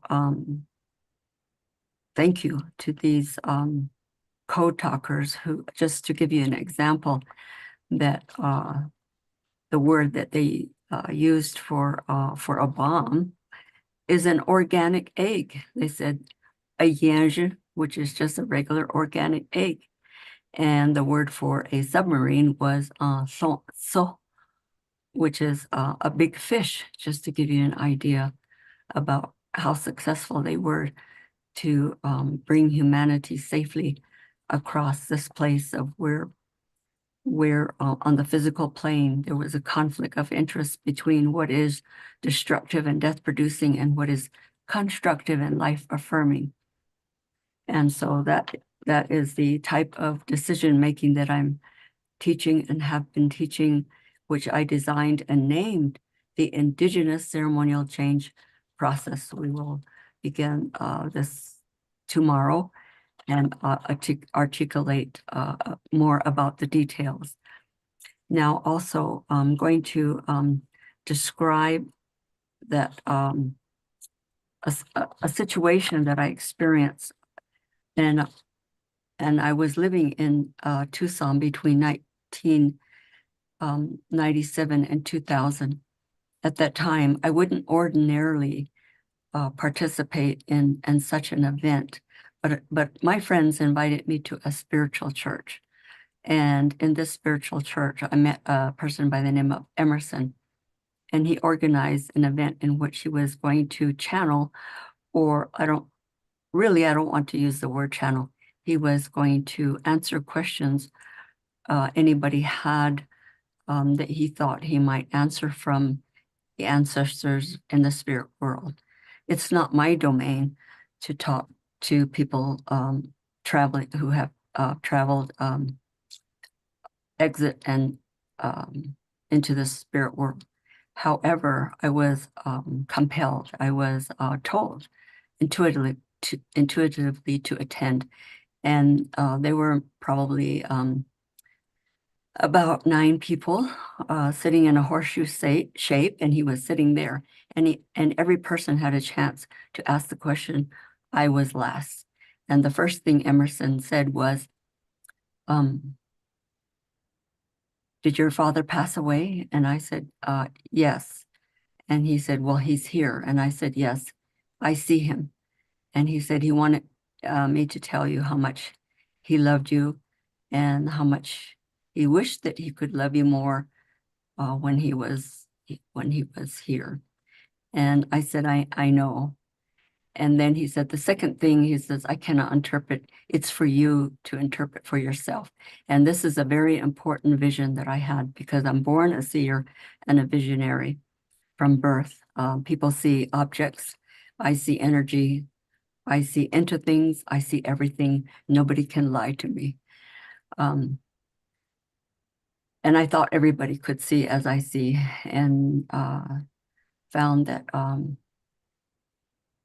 not all the time, but most people may not want to know or see all the things that I know and see. However, this white buffalo appeared in front of me, and it was right, the face was in my face, and it was breathing on me.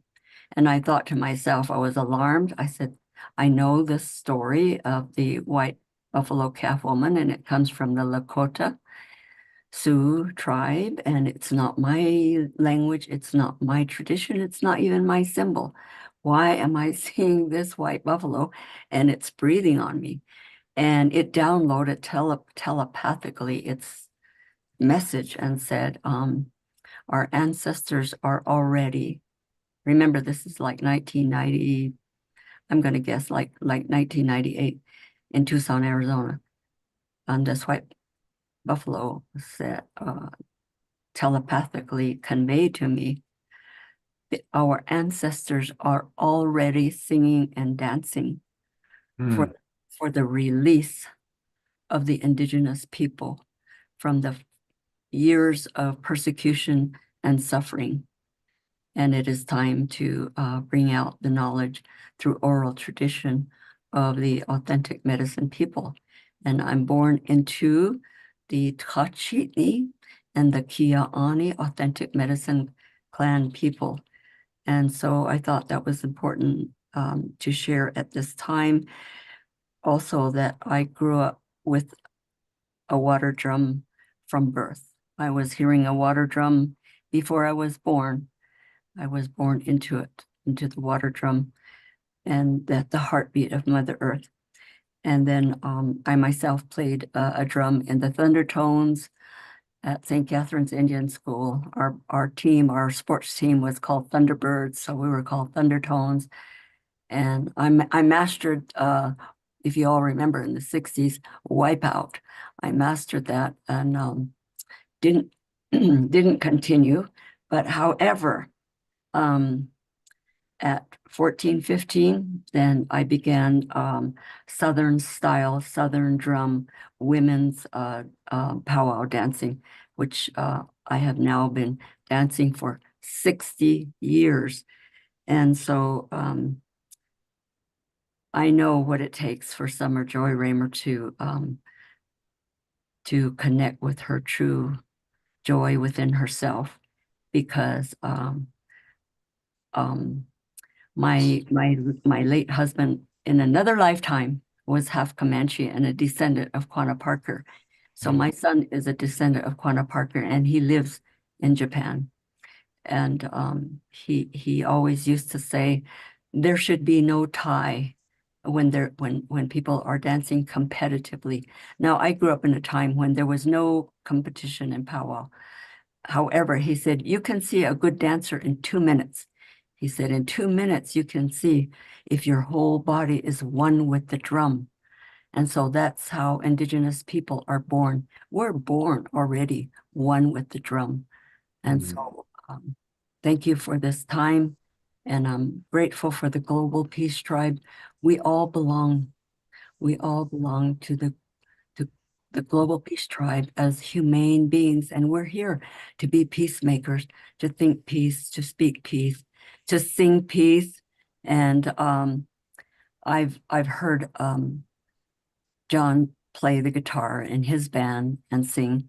And so I'd like to see you do that again, John. And I see Adrian on the screen, and I graciously pass this time. Patricia, thank you so much for being with us. I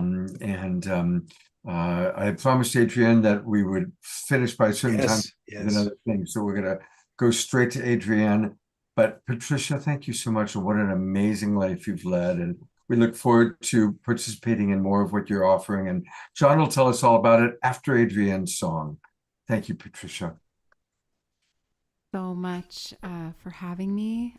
Thank you again for having me. Let me just want to make sure I don't feedback. And thank you so much to our elders for sharing your heart and sharing your. Can you not hear me? Can you hear me? We hear you fine. Okay, great. Sorry. I got confused. I just wanted to thank and honor our incredible elders for sharing their stories with us and helping guide us and yes, the echoing what the Chief Phil said about we are all one, and this song is sort of dedicated to our unity.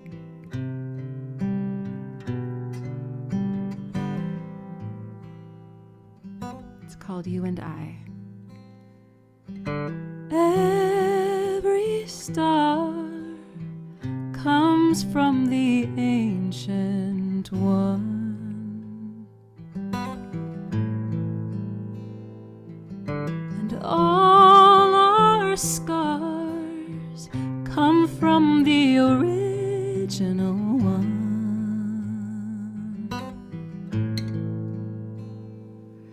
You and I were stars once too, cast into the dark.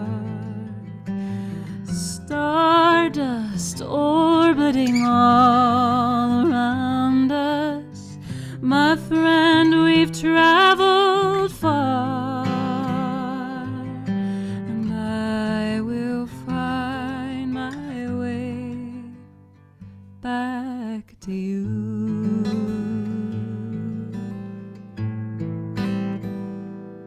Shall we bury new seeds deep within the earth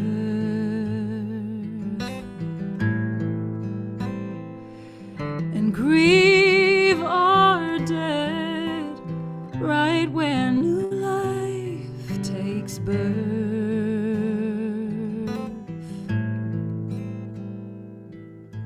You and I were seeds once too, just dreams that someone had.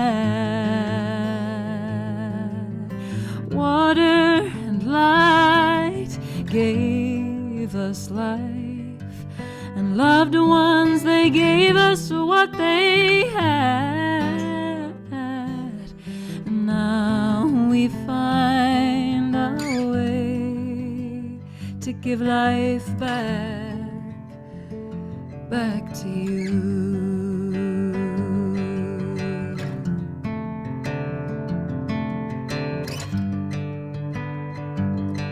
You and I, like dark and light, two sides of the same sun,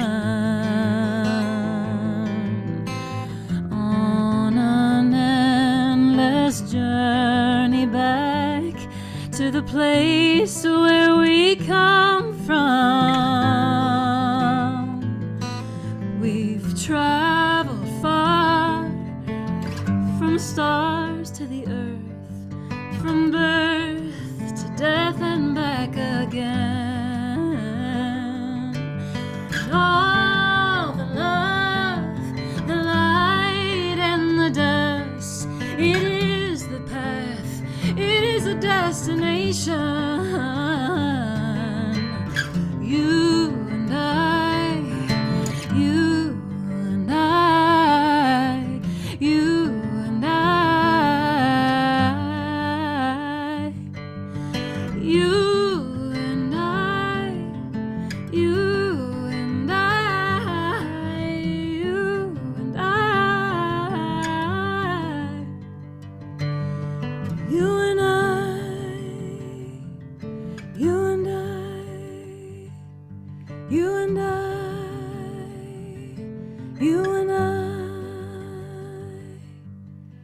I will find my way back to you.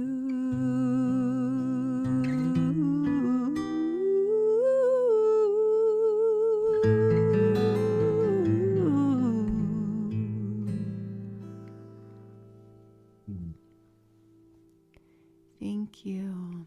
Oh, after hearing from these elders that we love so much, and we respect so much, to have such a soulful song, it's amazing how it all kind of flows together. I love the hearts coming up from John.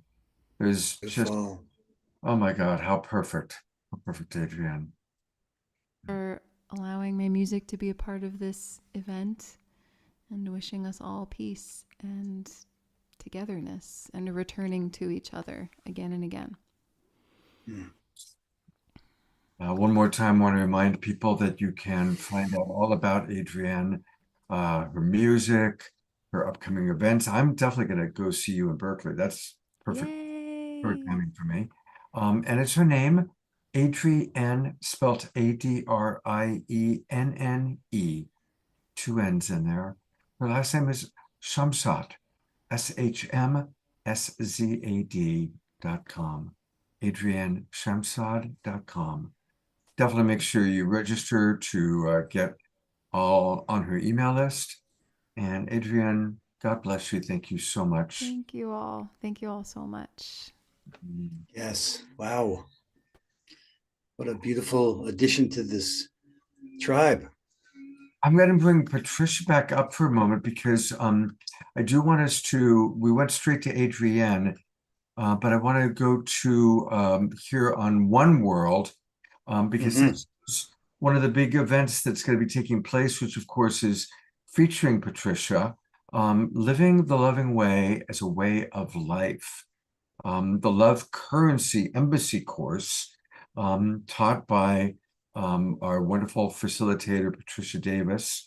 And so Patricia and John, tell us a little bit about this event that's going to be taking place. Well, this is actually the course. If you click on the arrows in the upper left there in that window, yeah, watch what happens. You see there on the left? Aha. So, and each one of those, there's lessons there with a quiz, and each lesson, click on like natural order law. Click on, well, that's the quiz. Click on the one above that. Yeah. And you'll see this has a video of Patricia talking about some really profound ideas. And so it's been lovingly prepared, but Patricia's going to be involved with every co-creation circle that we're doing. So this is the course that's there that I encourage you to go and sit with and study. And maybe Patricia wants to say more about it too. It's the Indigenous Wisdom Institute that we've set up there. Let me just simplify here. I have just like I said before, and I say all the time, is describe, define, and illustrate, and most of all, simplify for the general public from oral tradition and ceremonial language of healing, indigenous healing practices and processes. So it's actually a decision-making process, yes or no. And we engage into our conscience and moral reasoning by just deciding whether our decision is destructive and death-producing or it's constructive and life-affirming. Isn't that something that a tool that is built within us, and we could use it for what it's for? Because we've been listening to the criminal mind. We call that DGIS, twisted thinking, and we've been listening to that criminal mind to tell us body wrong information for too long. So let's all say yes to what we have all spoke about, and people have you have beautifully saying, Adrian, and all of you with your loving hearts. We have come together, and we will live and experience this peace within us and around us, because that's the only truth, is the only real power, and then truth is our protection. Beautiful. Yes, yes, yes.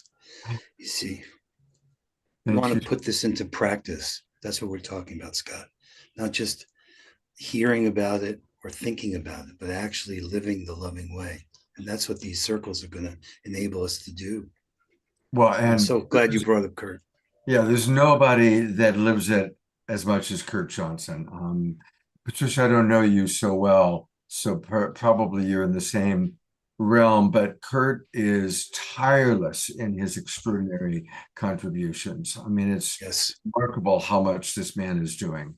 And so, of course, we've seen Kurt previously. He's brought on so many of the authors. You know, John, we have this Authors That We Love series, and many of them are authors that Kurt has really shepherded their books and helped to bring them together. And of course, what he does with Light on Light Press.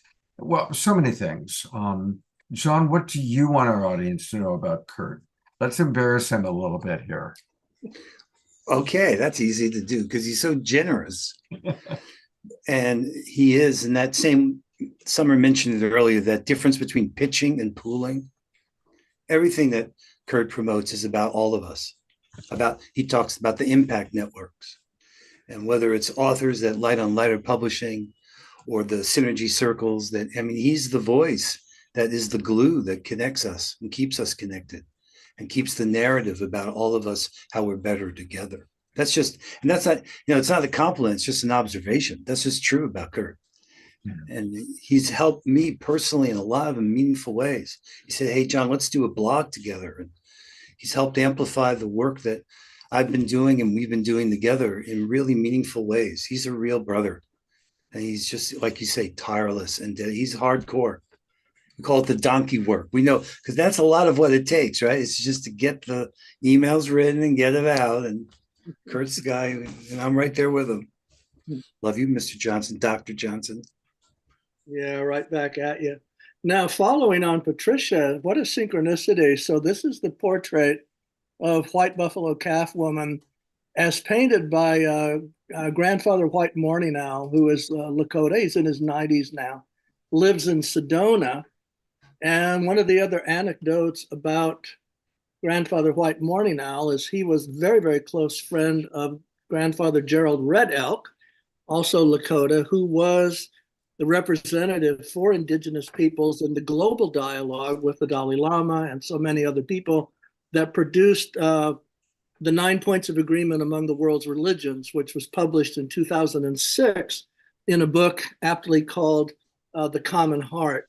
And it certainly expresses the world that we'd like to see, where we'd be living in one common heart. Lots of stories about it, of course, but all the same in love and care. So I'm really glad that I had a chance to jump away and join you guys, because I know that John and others have been talking to you about a lot of things that are happening. And one of the monikers even of Ben Bowler, who I notice is also listening in for all these events that are happening in 2024, is Something's Happening. And so that's what I'm going to talk about. I'm going to take you on just a little journey, not going to take too much of your time, but it's going to kind of say where we came from and where we're going, even in just the next few months. And as I do that, I'll cue Scott to bring up a couple graphics and illustrations that I sent him earlier today. So if you figure that, you know, all of us are kind of the same person, the superorganism of source trying to work for transformation in the world, we're all on the same path for the world we'd all want to see. But if we look just, let's say, through the eyes of the evolutionary leaders, which is a circle of many of the leaders of many of our networks, then there's this an interesting progression that we've gone through that really represents how that is evolved. And back, of course, when the evolutionary leaders were gathered about a decade ago, their first action was this call to conscious evolution. So if you fast forward a bit to about 3 years ago, when we realized, as many did, that the chips are really down at a global level, and we stepped into engagement and radical collaboration and radical activism in a big way, that's when the synergy circles evolved, actually out of a meeting that we had, all based on indigenous ceremony at Ghost Ranch in New Mexico, and then was followed up at a meeting then after that in Santa Barbara. And now there are 26 synergy circles, and each of them differently involved in areas of engagement, environment, social justice, go through the whole list, 26 different areas. But from that has evolved collaboratories, and collaboratories are actually collaborations of the circles with each other. So here's my point, and I'll ask Scott to bring up the page that shows all the logos of the networks. We've really graduated now, as of the events that I'll tell you about in just a moment, from circles to collaboratories of circles to now collaboratories of networks. And I'll tell you where to find this later. These are the over 20 networks, and you'll see Global Peace Tribe there, Unity Earth, and Unify, and Evolutionary Leaders, and on, that supported the event in Sedona, and I'll tell you more about that in a moment. But then the symposium and international call to action that we all fielded in February. So Scott, you can go back to me. And my point then is that we've really come, particularly from the meeting that we originally had in Sedona. This is where my kudos go out to John, because this is where John, established this moniker of radical collaboration. And everybody came out of Sedona really committed to just radical collaboration. And then the amount now of collaboration among our networks and doing things together that can have maximum impact is just huge. So we went from that, of course, to just the recent event in Ibiza after the February symposium, then the Holo Movement big event in Ibiza. And we're only 2 weeks from that, and here we are at World Unity Week, where all of the people that are involved in World Unity Week are stirring that pot. And where we're going to be going then after that, as you've heard earlier in this program, is the September events. And the September events are really huge. I'm going to tell you more about them just in a moment, because as they've already told you about the event in Japan, it's going to be tandem with a really significant event that our networks will be doing at Cathedral St. John the Divine in New York City, the day before the opening of the United Nations Summit of the Future. And what we've been working on for several months, and we had a briefing on this actually 2 days ago, which many of you attended, we've been selecting leaders from all around the world who are major leaders in the 6 areas of the Summit of the Future, which I'll just mention. The areas that the UN is trying to gin up cooperation on in the hugest way as we approach 2030 in something that they call the Pact for 2030. How far can we get in achieving these goals together by 2030? So those 6 pillars, they're called our sustainability, environment, human rights, technology, economic architecture, and peace and security. And what we've added to that for the event that we're hosting at St. John the Divine is an entire 7th dimension that is called Strategies for Impact, the role of impact networks from civil society. That's us, we the people.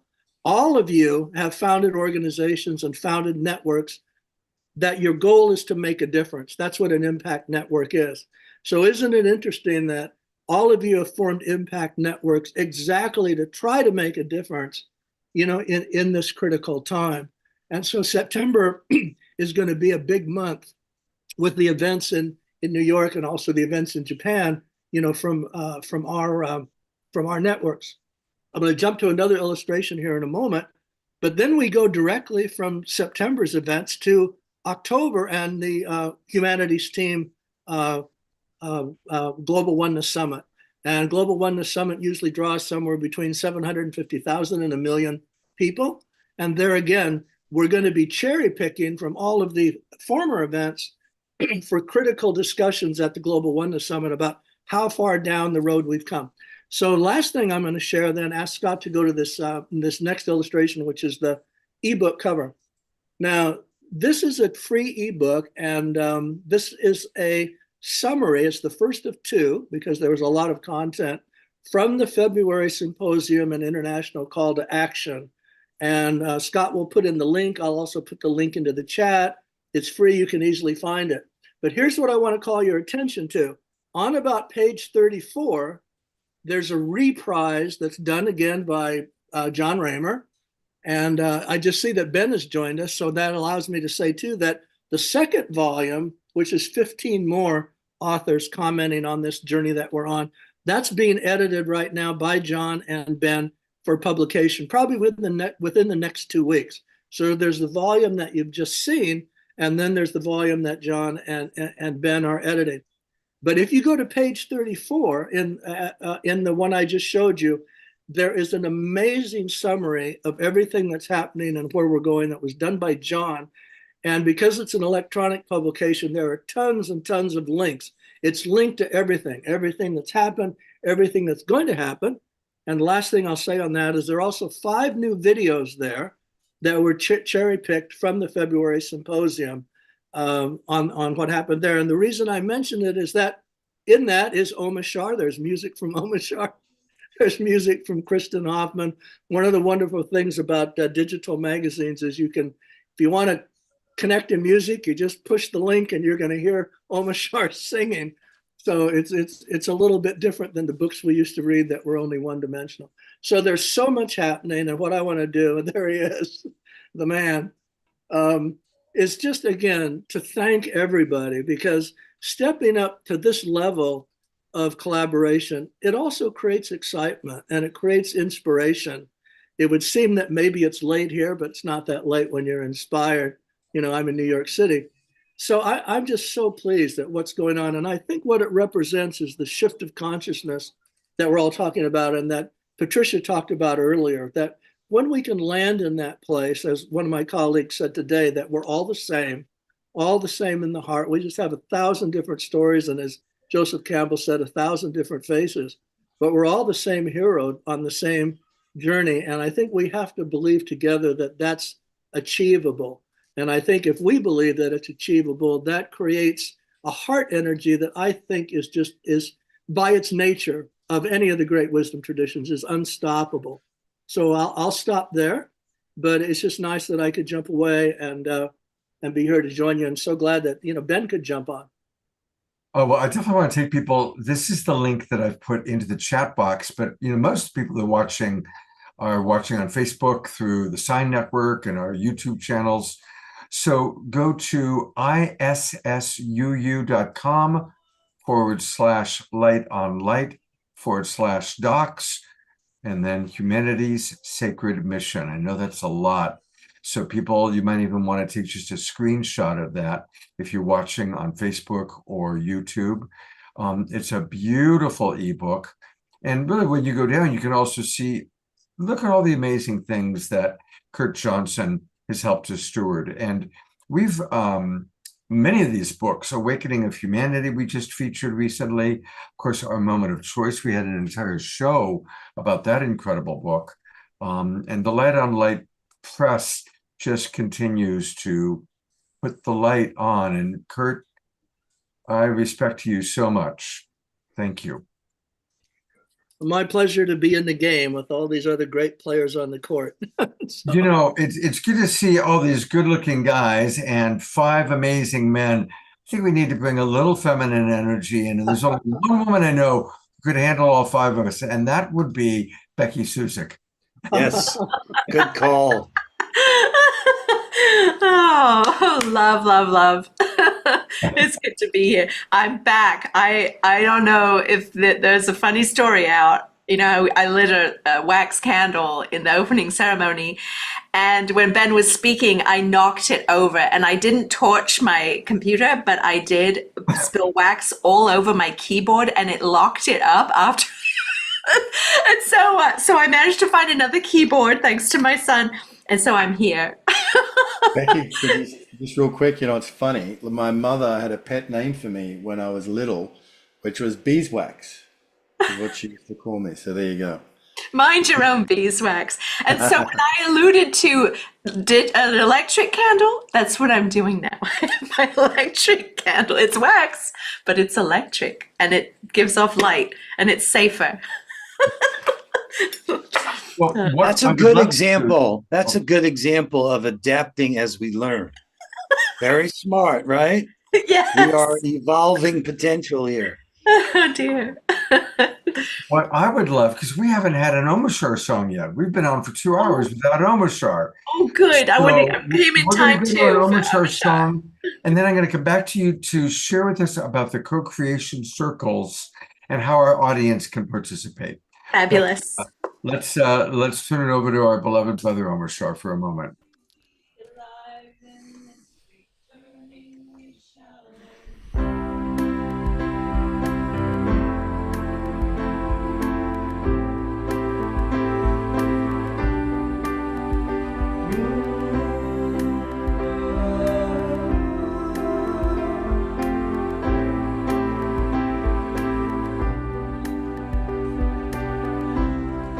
Roasted blues in the lover's heart. The open rose of this brand new start. 'Cause freedom comes with letting go.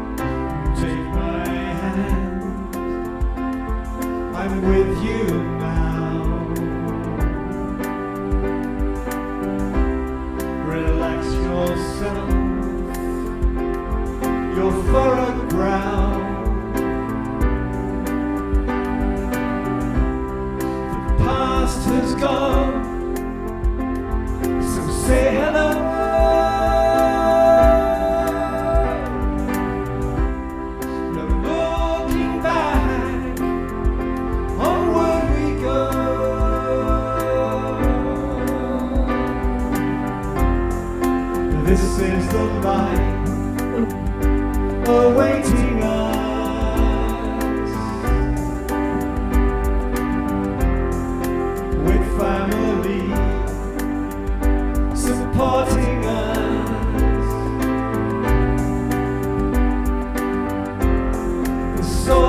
of truth has cleared the way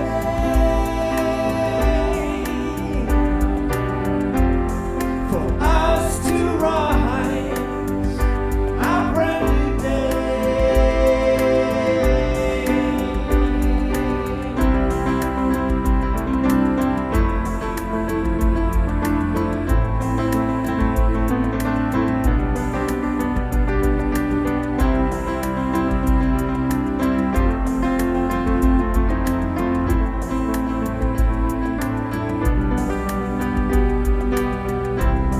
New mountain peaks for us to climb, new roads to walk,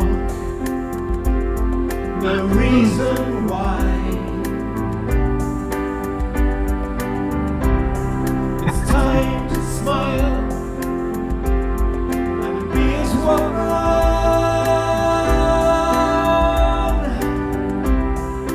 All of life, the golden sun.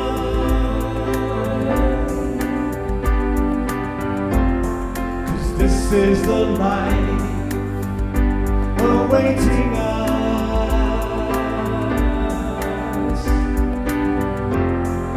with family supporting us.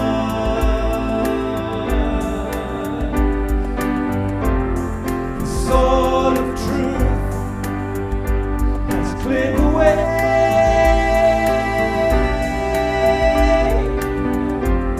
for us to rise our brand new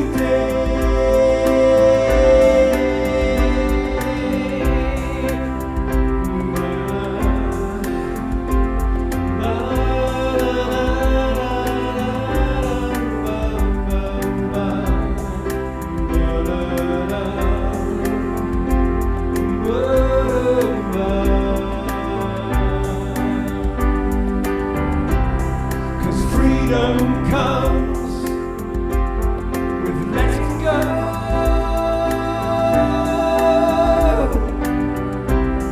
It's life renewed, new seeds to sow.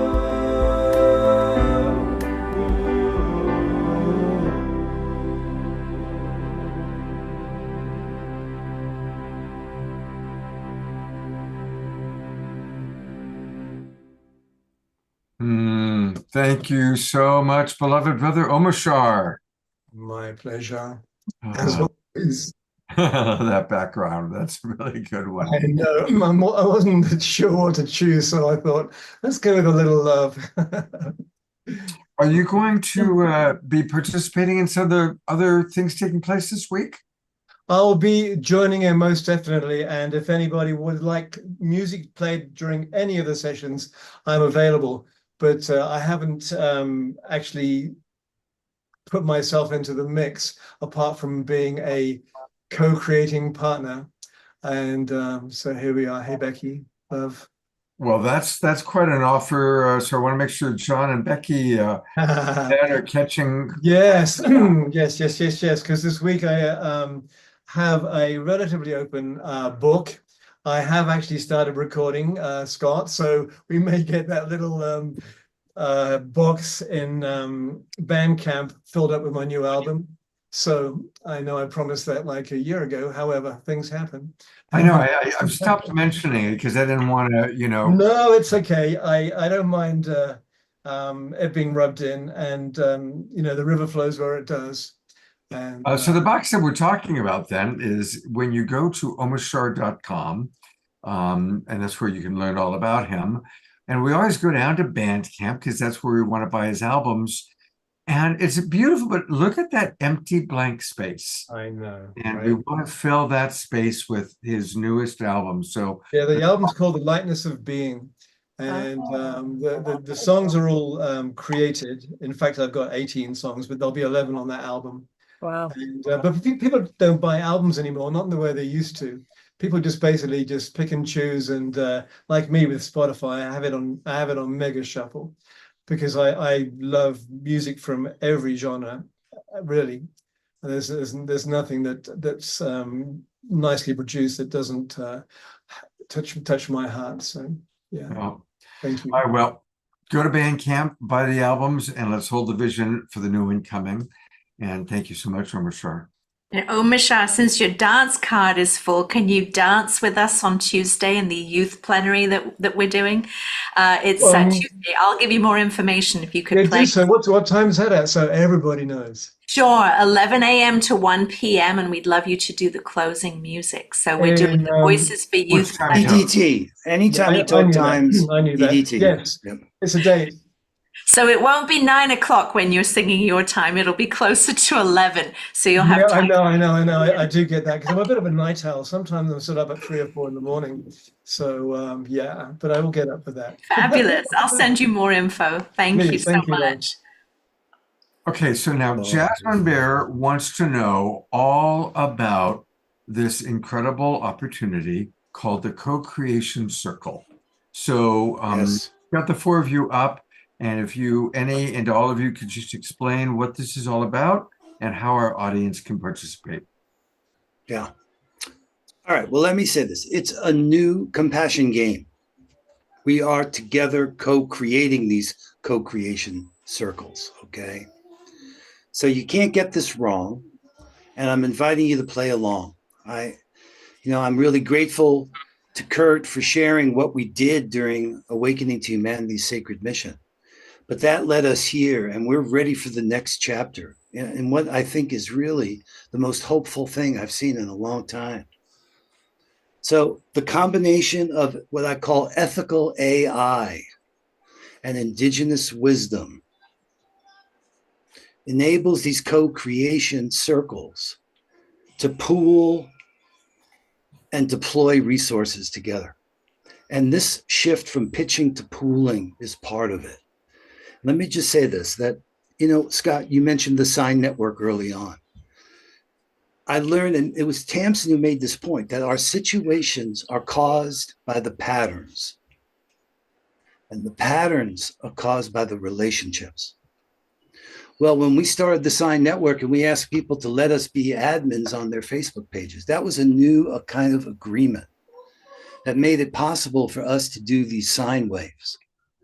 And I've had a few times in my life where I've seen kind of like around the corner.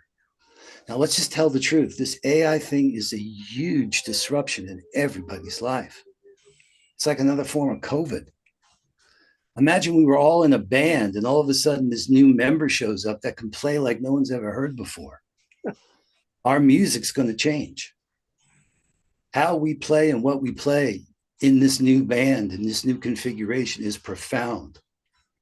And it doesn't mean it's all good. That's why I wrote that paper. AI doesn't care, but you do, that we do. So we can really start together to learn. And I think I could be helpful here. But what I realized in telling the story, and I want to let Becky and Ben add to this, but it's tied to exactly what Kurt was talking about. Because when we did the Awakening to Humanity's Sacred Mission, here's what happened. I just had to go to ChatGPT. I said, okay, we're awakening humanity's sacred mission. What the hell would that look like? How would I know humanity was awake? I was stunned. It came back with 14 indicators. Now that was amazing, but what was even more amazing is we immediately got unanimous consent.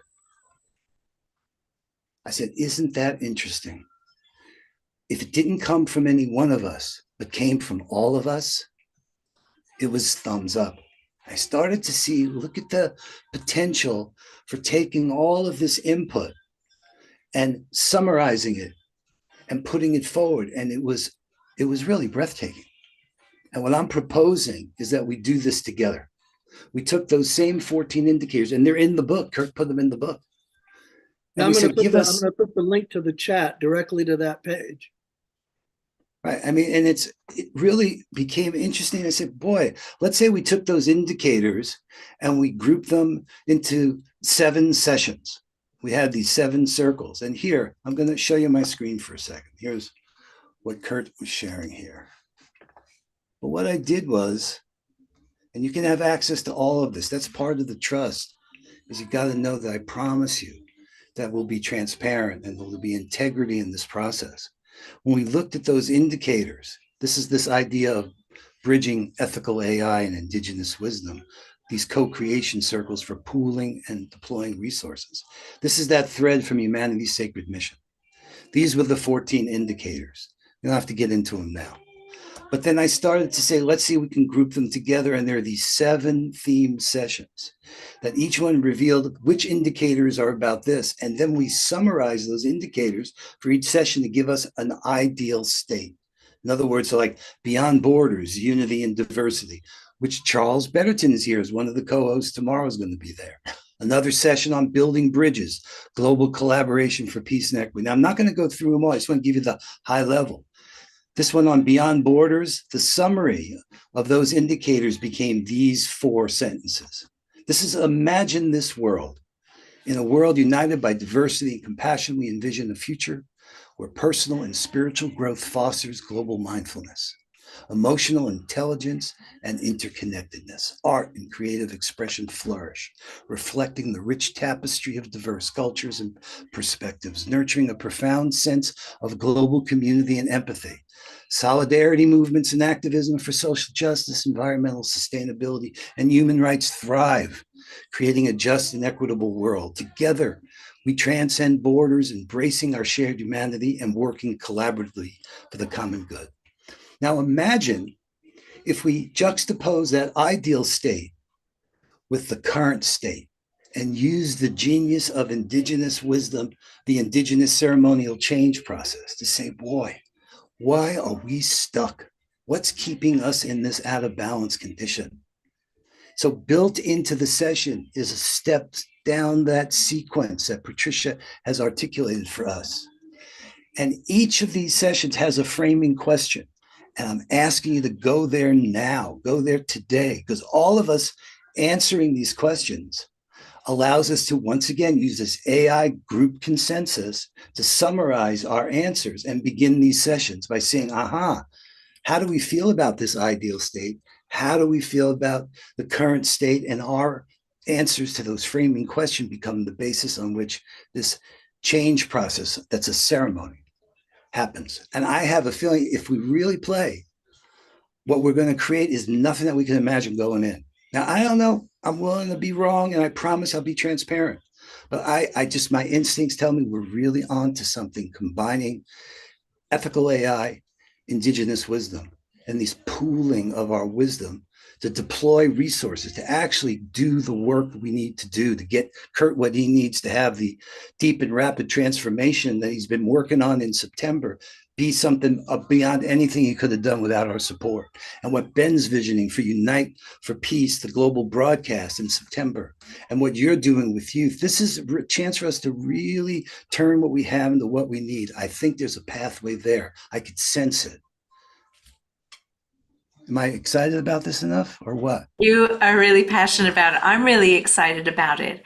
And I know we've had a lot of comments in the chat. The way we're using AI, we are actually using it intentionally and conscious. We're not using it in the way that a lot of AI is using us in the world. We're consciously using it to come up with a group consensus. It's not something that we just take the answer and then put it into play. We review it and we use our human consciousness to relate with it. So I'm really excited. I put the question link in the chat and you can answer one question. You can skip through. I think the only required field is your name and your email address so we can communicate with you.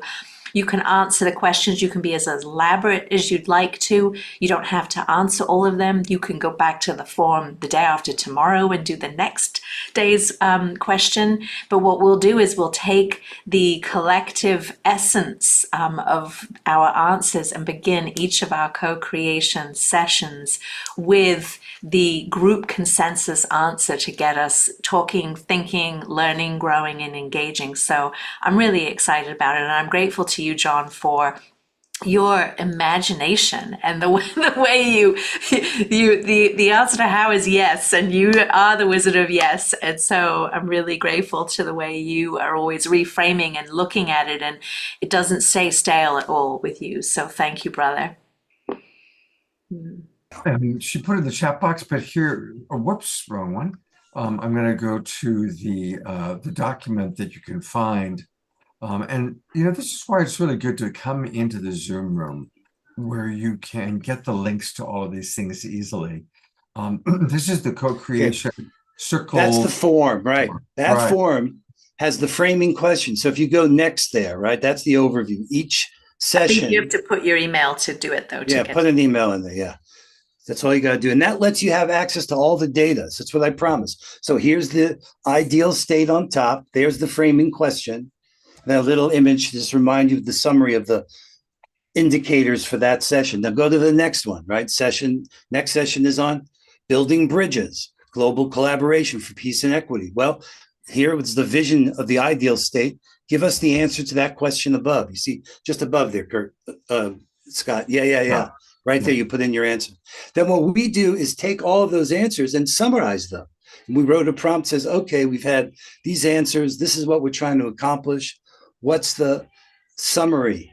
And that summary statement, then when we're going to begin our session, we'll be able to use that little Mentimeter to say, is that really aligned with us or not aligned with us? So we're going to continue to keep acting with consensus, which Patricia will tell you that was the mistake we made when we set up our democracy. Mm-hmm. We said we don't have tolerance for it. We need representational form of government. No, we can make decisions together. And in doing so, I think we're going to harness our collective power like we haven't before to do good in the world, to actually make the changes in the patterns that we need to do to bring about the world that we're so hungry for. I remember as you're talking about this, there was a movie a long time ago called Zardoz, Zardoz. I don't know if any of you remember it. Sean Connery was in it. It was a science fiction film. And what I'm remembering is a scene where it's in the future. And when it's time to make decisions, the community comes together, they drop in and they telepathically each vote. Each one puts in their vision, their concept, and that's how the group collective makes decisions. And so I'm just remembering that scene in the movie as you're describing this, John. Yeah, I mean, disunity is where we're stuck. We're all pitching, we all have the answer, right? Well, wait a minute. Maybe our answer, the synergized version of what we're up to. If we synergize humanity for regenerative unity, that's how we unite humanity to restore Mother Earth. So just want to encourage everybody to fill that form out. I've actually filled it out twice so far, John. That's fine. That's answer fine. The questions, and it's they're fun questions to ask, and it's easy to go through it. Now, for those of you who are not in the Zoom room, there is still time to do this, and it's really easy. Just go to globalpeacetribe.com, just like what's behind me, globalpeacetribe.com.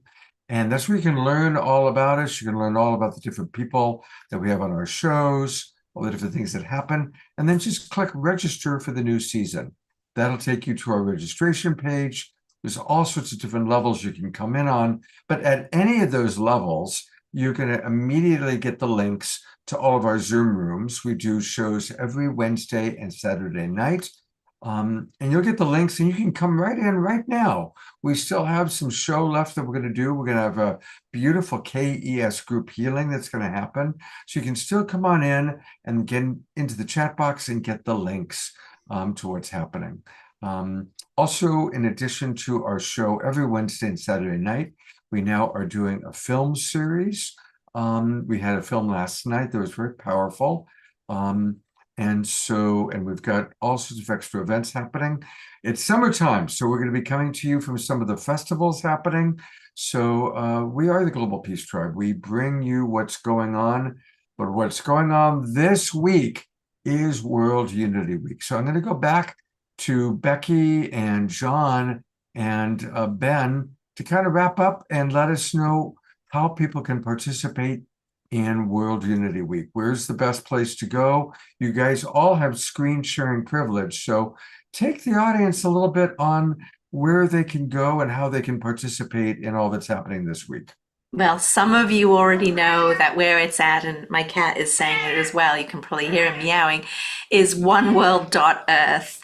And there we have 1,900 and growing voices there, our members. It's free to join, where we're all like-hearted, and you also see the emerging schedule of events that's happening for World Unity Week.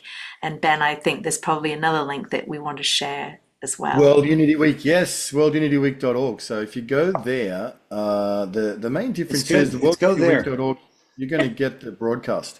So if you go to the worldunityweek.org, on the top front page there, click on schedule. Click on schedule. You'll see it. It's there. Click on schedule. You can just go straight here to the live stream or the broadcast schedule. So if you go room all one events. broadcast, Yep. you'll go. Yeah, I'll show them the broadcast, John. Then we'll go to all events. All right. Sure. This is just going to give you like the broadcast schedule. All these are in room 1, 606-000-1111. So inside the Zoom room, just like Scott's saying, that's the best experience. Tomorrow, you can see the broadcast program that's coming up. There's some amazing programs that's coming together as well.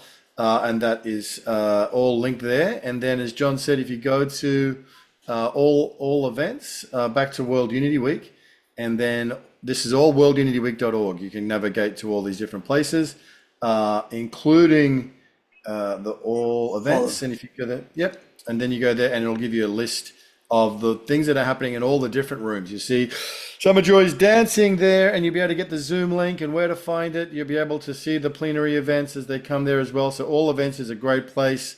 You'll also see the co-creation circle. So it literally is everything that's happening.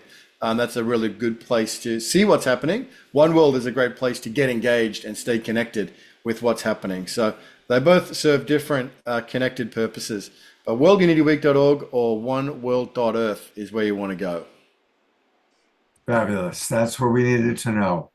I want to thank you all for all that you do. I know that you have a big week ahead, so I want to let you get some rest. And talk about global. Ben's in Australia. John is up in the Pacific Northwest. I'm down here in California, and Becky's on the East Coast. So there you have it. We've got multiple time zones here. Thank you. I just love collaborating with all of you. Thank you so much, Scott, for all that you do. Like, it's amazing. Thank you so much. Thank you, brother. And the amazing Kurt Johnson. Yes, you know, the amazing Kurt Johnson. Absolutely, the That's Weaver. right. We're pooling. The pooling. Nearly 10 years now, Scott, that I've known Kurt, and it's been a life-changing journey for me and the emergence of Unity Earth and so many other things. Kurt's at the center of pretty much everything. That when we say there's something happening, there's a face to that phrase, and that's Kurt Johnson. So great show tonight, Scott. Fantastic. Loved all the contributions, Kurt, John, Becky, and of course Patricia Ann Davis and Adriana. And Adrienne, the musician, was amazing. I thought tonight's show was just phenomenal. Thank you. Thank you, Scott. Day one is coming towards an end, and what a beautiful way for us to close. Absolutely. Thank you so much. And, you know, a reminder that... How did you get there? Summer's dancing. That was Summer's just open the door.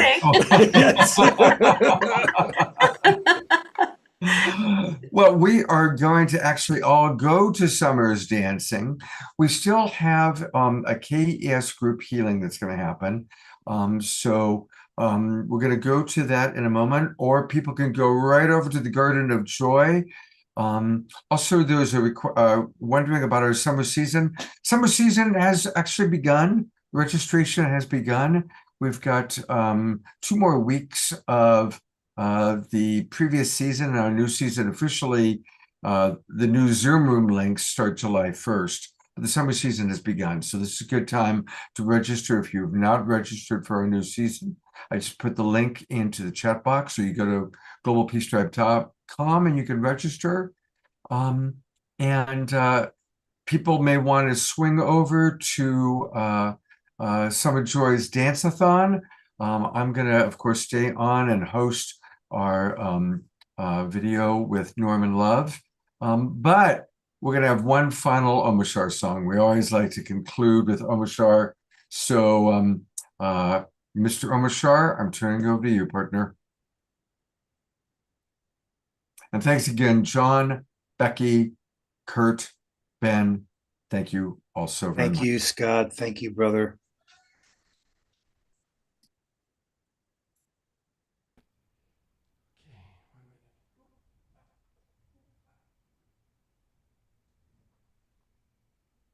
Took you by surprise there, Mr. Overstar.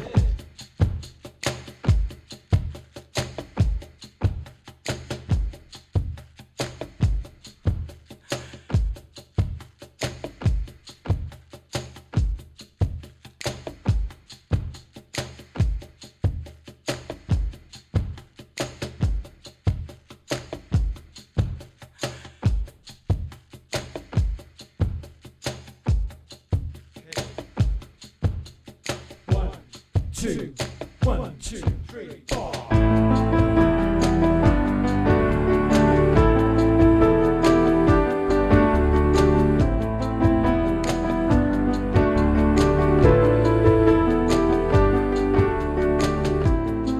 Let me shine a light inside, and I'll show you where your truth resides.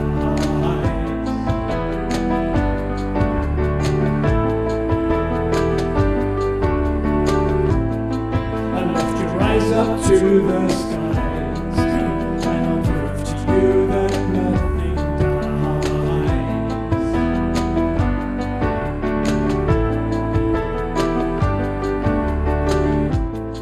Together we will rise again, and we'll make amends for what we've done.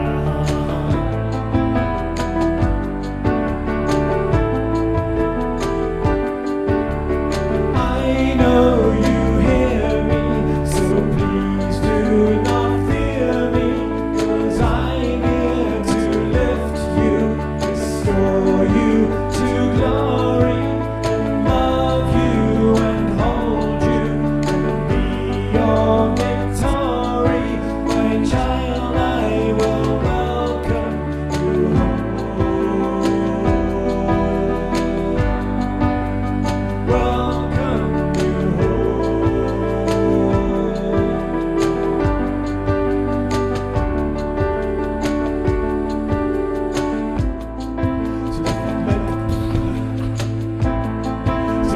take your hands in mine as I look at you, your spirit shines.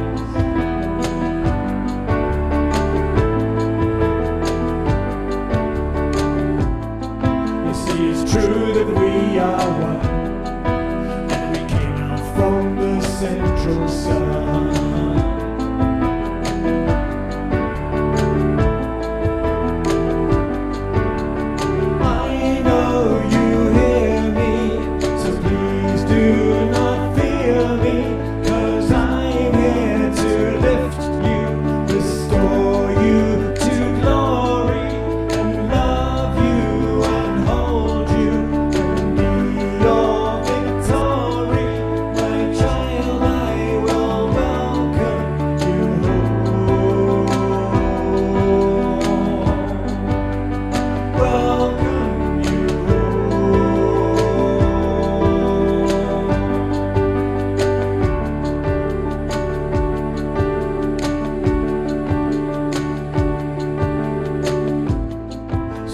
Take a different view, and you dream awake, breathe out the new.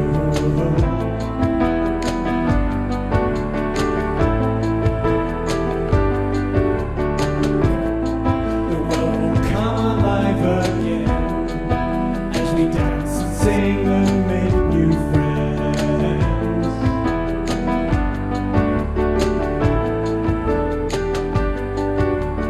I know you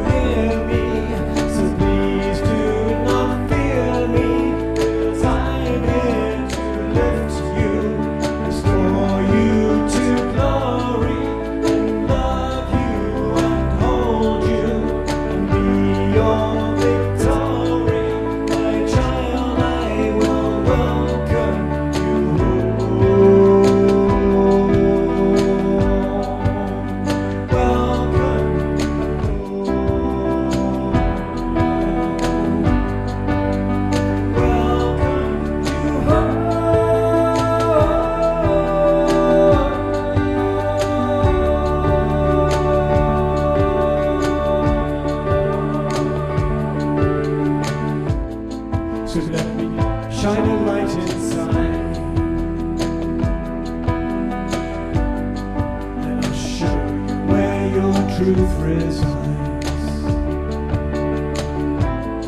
So lift your eyes up to the sky.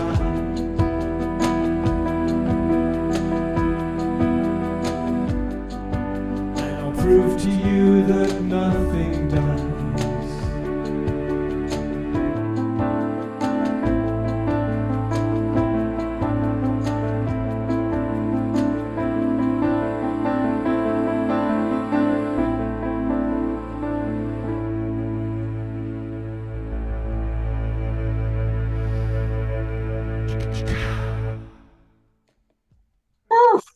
Gonna go to gallery view one last time. Let's all thank beloved Omashar.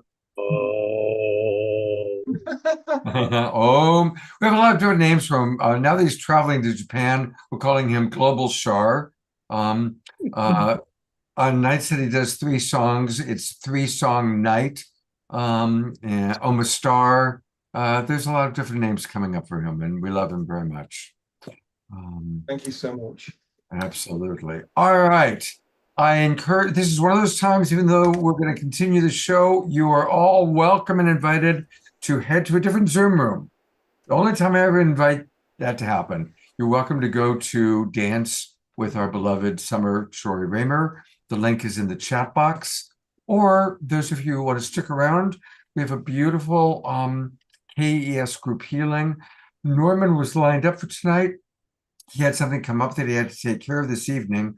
So he took the time to make a video just for tonight, just for us, of a KES group healing. He assured me it will still provide a beautiful treatment for people. So I am going to share the screen and go to our beloved brother KES healer, Norman. And and then after that, I will head over to Summer Joy's Dance-a-thon. All right, here is Norman with a healing experience for everybody.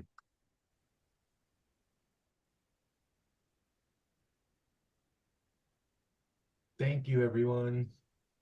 Hi. Thank you, Scott, for having me on once again. As always, it's a pleasure to be here with everyone. I always have such a great time and it's just amazing when the session is done and noticing the energy that we all created. So let us begin with our Christic energetic system healing for today, June 15, 2024. The healing will connect remotely to everyone watching and to everyone who watches afterwards. There's a certain point where you have to say yes to agree to the healing. If you don't say yes, you won't get anything from it. But if you do say yes, then it will work on you. So everyone will just now breathe and drop in, become centered. You all know how to do that. Just do some grounding, whichever way you can. And if you just see yourself standing, and this white light comes down from the top of your head into your crown and slowly goes down your center column, down, down, down through your feet, and like a beam, it shoots down, down, down through the earth, through the earth's core, and connects to the crystal core of the earth. Feel now as that crystal core kind of pulls you down energetically, that white light, and you can feel yourself connecting to the earth. Now see the earth send that energy back up to you, fully charged with electrons, negative ions, up through the base of your feet, up through that column again into your heart, feeling grounded and connected to the earth as we take a couple of breaths.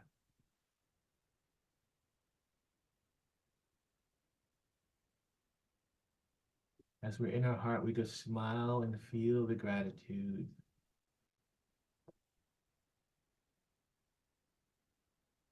We smile just for the simple idea that it's good for our health and it feels good.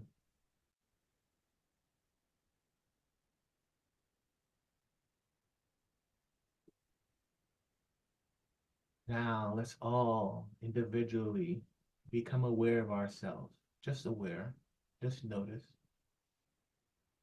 There's no thoughts, Just let go of all thought, all ideas. Just listen to my voice. And you surrender to all else. And just notice yourself. How do you feel? Your energies.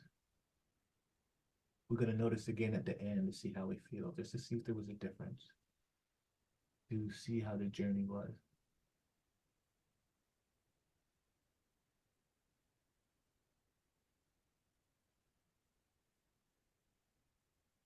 Now, from an individual perspective of noticing yourself, just now notice you are in a container with everyone else that's listening at the moment. You're sitting around like a campfire. It could be anywhere you want. We're all sitting around, and just see where you're sitting. And just notice everyone else around you. This is the group container.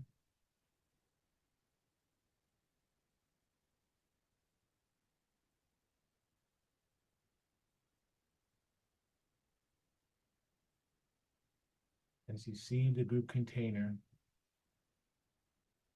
and you feel, now just consider yourself from now on as part of that group container. You're no longer an individual, you're just part of the group, but you are paradoxically at the same time sitting in the container. So it's paradoxical. You notice, but you are a group. That should be easy for this crowd. Now, let me say a prayer to connect us remotely. Still of mind and clear of heart, I enter now into the cosmic portal of holding, where the higher selves of all the beloveds for the awakening now show, today, June 15, 2024, that are present, and anyone that might watch this video in the future awaits. With open hearts, complete trust and surrender, and in the name of the divine cosmic Christ, I ask now for the manifestation of the highest timeline reality for all the beloveds watching and partaking in this session, to become realized of mind, body, and soul with gentle lessons and graceful process, and increase this holding as much as the cosmic law, physical body, and the beloveds watching today souls shall allow. I choose now to live in a reality where the healings have already been accomplished, the fates have been altered, and our prayers answered through thine holy presence of love. While honoring the free will of all, I give my complete thanks and gratitude for all that has already occurred through thine mighty presence and thine eternal light. I am free, the soul is free, all is free. Amen.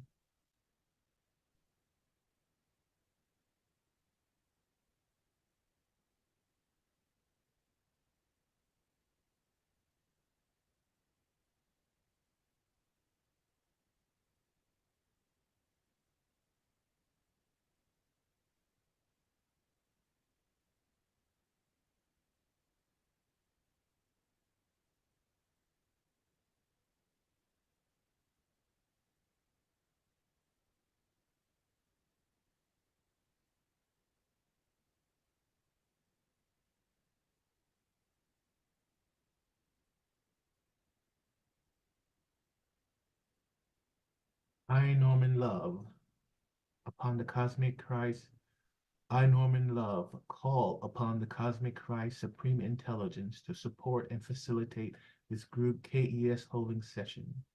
I ask permission from all receivers present to receive this group holding with the highest good and divine grace for all involved.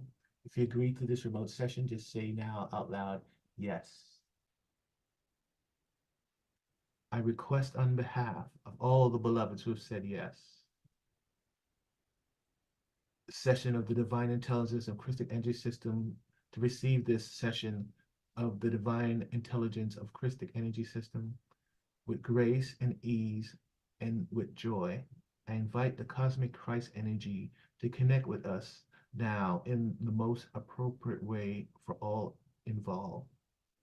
May all that transpires in this microcosmic reflection of our group constellation support and uplift the ascension of the entire human collective and all sentient life.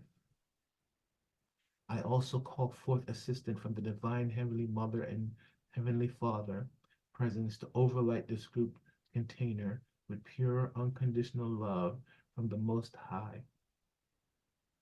May all be known through this connection of pure love so that our group holding session anchors in us the most beloved way. Hosanna, Hosanna, Hosanna in the highest. Thank you, and so it is.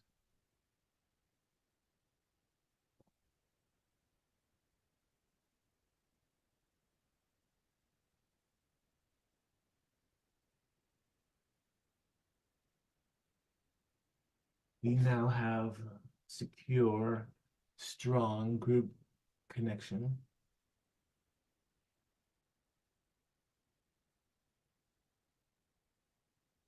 First thing we're going to do is sweep everyone's field nicely and open you up energetic centers. So just continue to drop in and breathe as you sit as a group and see yourself around the campfire. We start at the earth chakra below the group container, sweeping, cleaning, opening up to the bottom of the root chakra, the feet, sweeping, cleaning, clearing.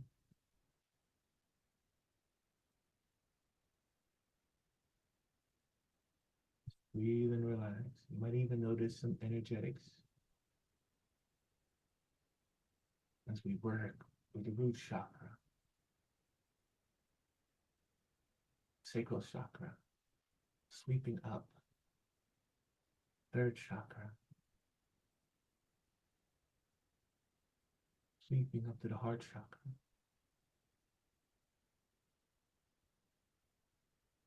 up to the throat chakra, clearing, opening,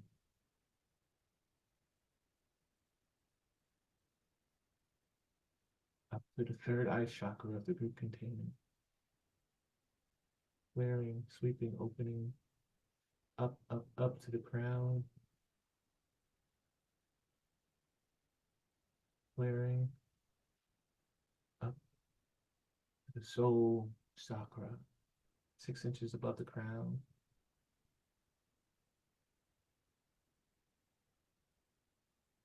Notice if you notice anything as we opened up the group's energetics, clearing your field. Anyone with any attachments now have those cleared and released. That is kind of equal to like going to a Reiki session where they go and just balance your energetics.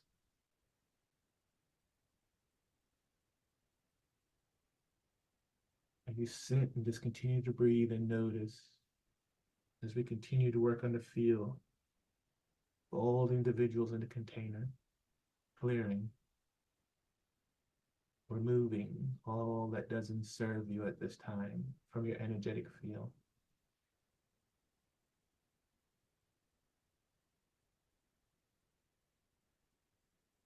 Some of you are very sensitive and might feel these energetics bombarding you at this time.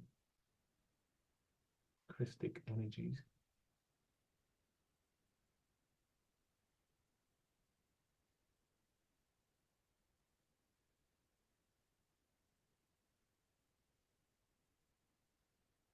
Energies are very conscious. They just move through me. I'm not doing anything. It's doing everything, clearing. It knows exactly where to go in each individual's energetic field. That's why they call it the energetic system, because all issues start at the energetics. And then later on, they manifest as physical to even get your attention even more.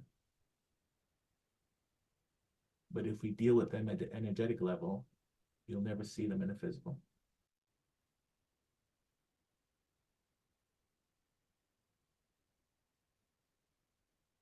So If you ever find yourself with any issues, seek someone that could work at the energetic level. It's always a wise decision.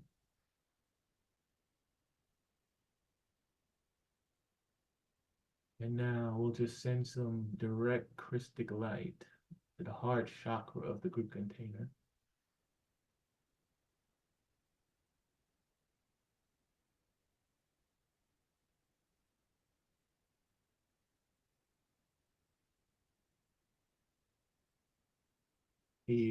You may feel and notice how you're filling up with light. That is this Christic, Christed light.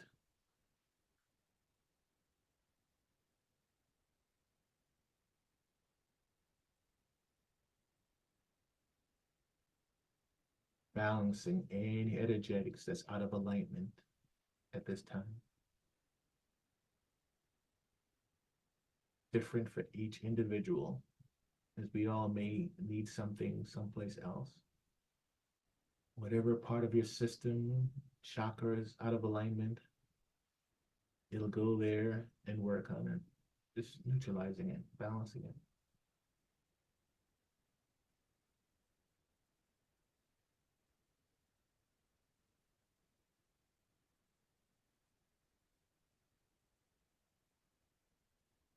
You're just breathing. The breathing moves the energy.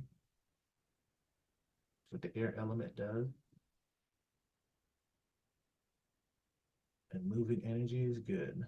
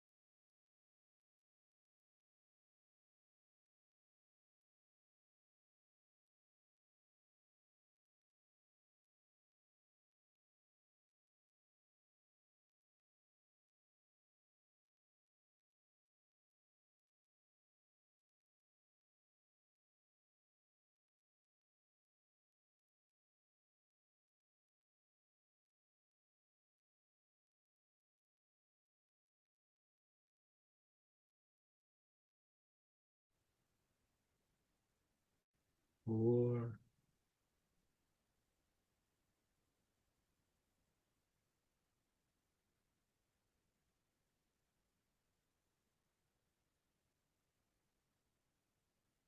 five,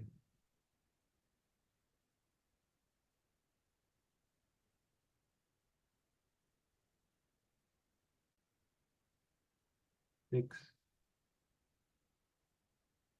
10 lines down through your body, out to your legs, up around your body like an egg, down to your arm. 8 or 7.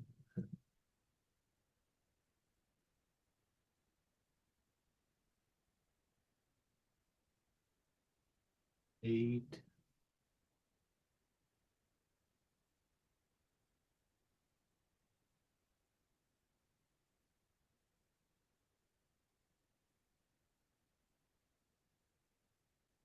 9.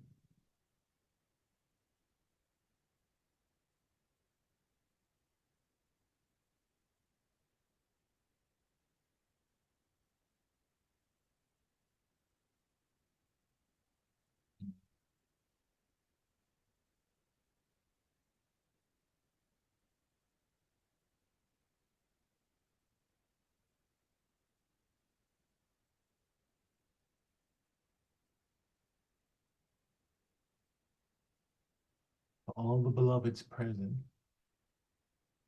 skeletal structure to bone, bone to cranium, spinal column to spinal nerves, muscular to ligaments, circulatory and lymphatic system to venous and arterial, heart to lung, breath to blood to brain barrier, organ and endocrine system recalibrate, immune system and blood chemistry upgrade, central nervous system to parasympathetic to sympathetic to vagus nerve, balance now.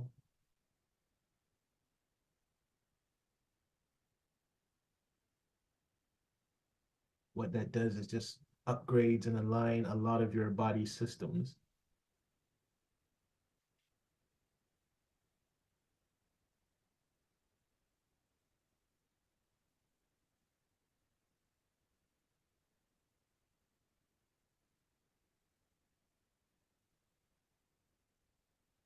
There's 7 rays in one of the protocols that we bring through from ascended planets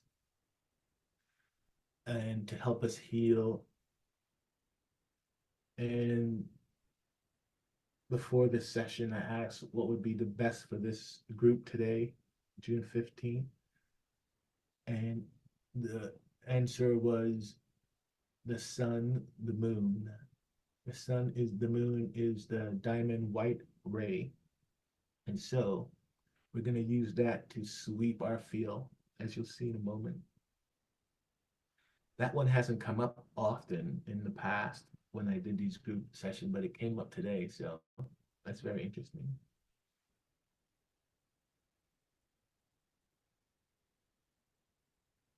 See yourself again, just sitting, being aware. Put yourself into your heart.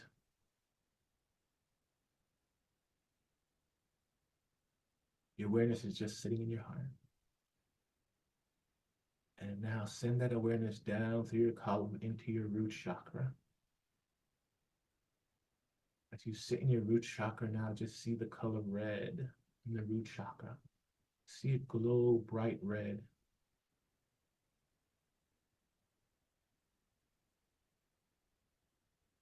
This should activate your root chakra. You might even start to feel in the base of your spine as you're sitting, that redness just activate. The more you see it and feel it, the better.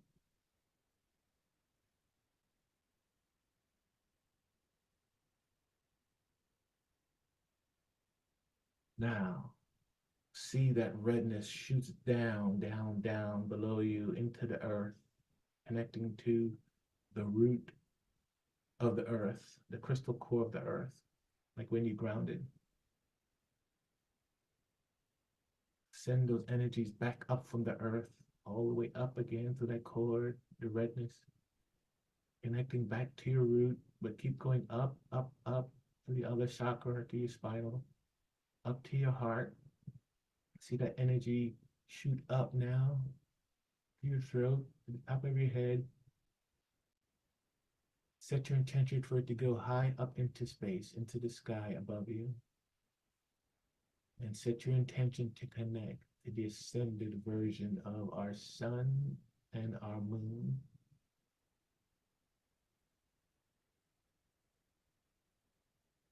That intention will connect you to the ascended version of the sun and the moon. We ask the sun and the moon to send down the energies that could be used to clear any and all variations from the body at this time. Anything that's out of alignment with the Christed light, Christed self, the higher self. See now the sun and the moon, ascended sun and moon, sending down these energies down, down, down through space, coming down, entering through the crown, top of the crown, and into your heart, down to the column, into your heart. As they're coming down clockwise, left to right, in a spiral. And as it hits your heart, it's just spinning in your field. All this energy spins out into your field. Feel this diamond white light from ascended sun, ascended moon, as it fills your field now.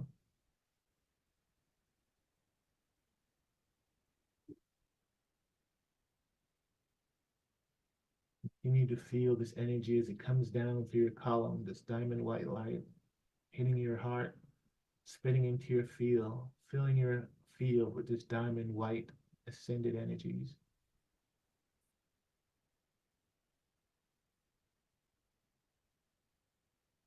See yourself now at the center again in our container around the campfire.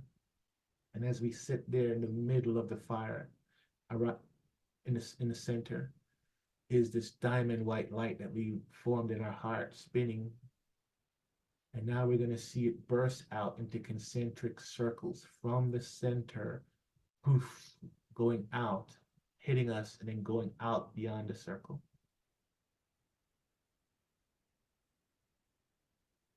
Continue to see these white light rays, poof, as they go from the center outwards. With each pulse,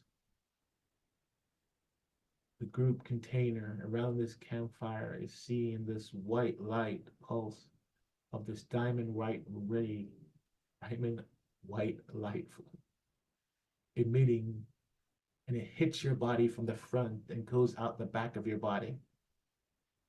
Concentric circles, like a radar, just expanding out, poof, hitting you.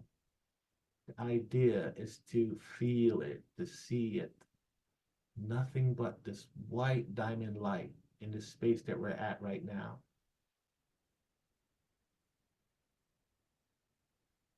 Continuously pulsating from the center outwards, hitting your body. And as it goes through you, every second, poof, the idea is to feel this white light as it hit every cell of your body, hits the skin, hits the bone, goes to you like an X-ray. You're feeling that diamond white light wash through you. You are made of energy, so this white light energy is cleansing the energy field that you are. Removing anything that is out of alignment with your true self. We call these variations, these ideas that we pick up in this lifetime. We now let go of them as they are washed over and over again by this diamond white light, continuously pulsing, poof, poof. Continue to see as your own individualized, as you're sitting in this campfire, and all you can see is this white light permeating everything. Nothing but diamond white light. But there is this pulsing that starts from the center and goes out. And as it hits you, you feel it. Notice each pulse, how it's cleansing your energetic system, cleansing the physical body, removing anything that doesn't serve you from the front, and just takes it with it as it goes through you, cleansing you.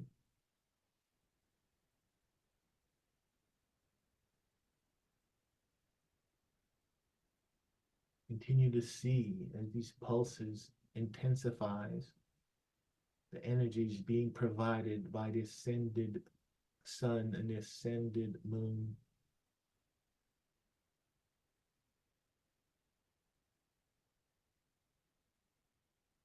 The pulsing should be visceral. Poof. Very important to see it. Feel what it's doing to your heart center as it goes through your heart chakra, cleansing your heart, cleansing your throat chakra. Focus on any parts of your body you feel called to do so. And just notice how that white light hits it, front to back, clearing, removing.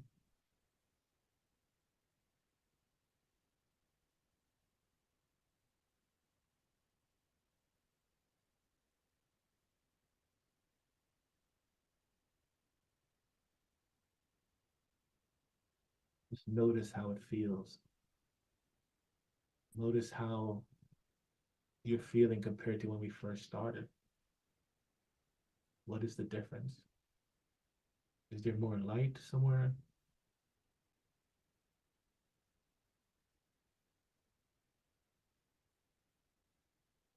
As we continue to see this diamond white light pulse go through us, clearing, removing.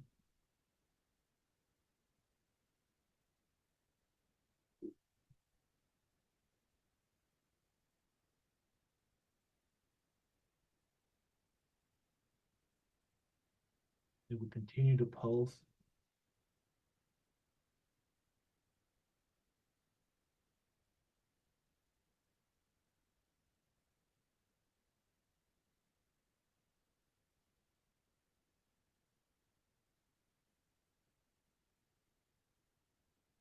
You continue to notice, continue to feel the washing, the clearing, the cleansing of each wave of diamond white light. Notice how it hits the bones, the brain.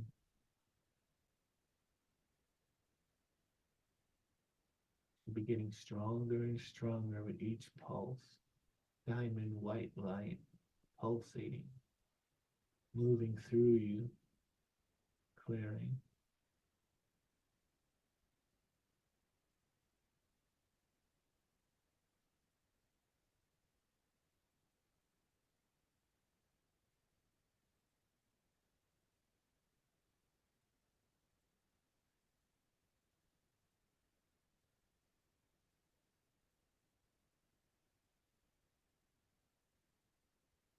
You need to breathe now. You don't have to do anything now, but just notice how your body feels now. How the energetics in your body feel.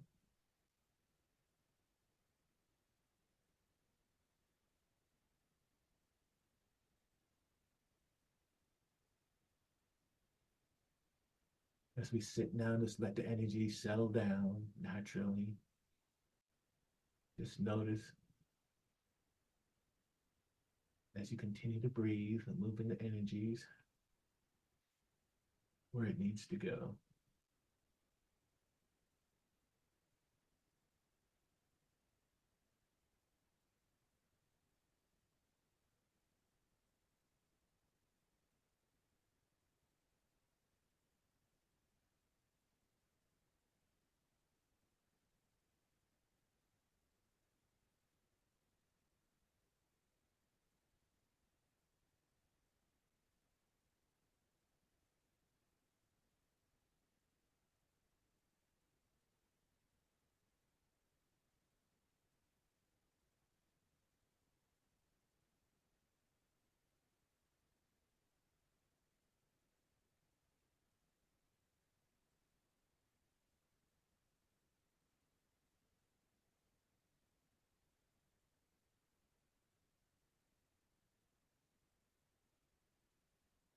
And now that we've done a nice little clearing of any and all variation that needs to be removed at this time, and we've let the energies die down, we're now going to bring in one of the virtues of righteousness. As you sit and just notice and be in your heart, notice and call in, set your intentions to bring into your heart, bring into our container the virtue of righteousness. By just set your intention and calling it in, you'll notice how it feels, and it'll start to come in stronger and stronger.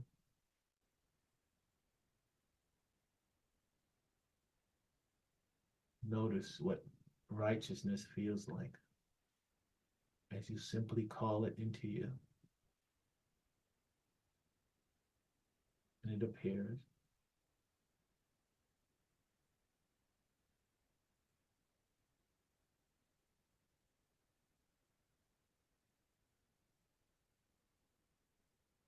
Notice the difference, the shift. That is what righteousness feels like.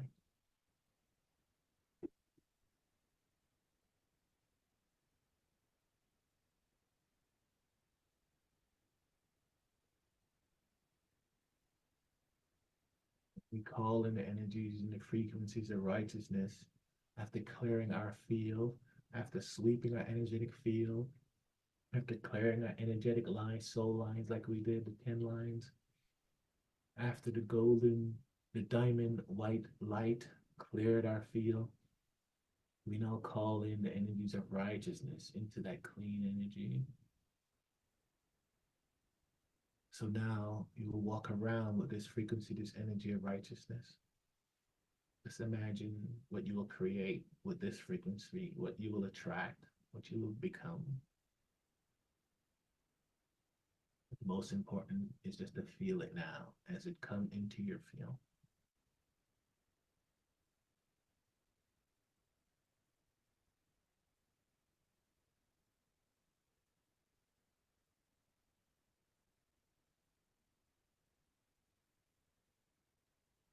Notice the strength, how it's courageous, solid, certain, capable.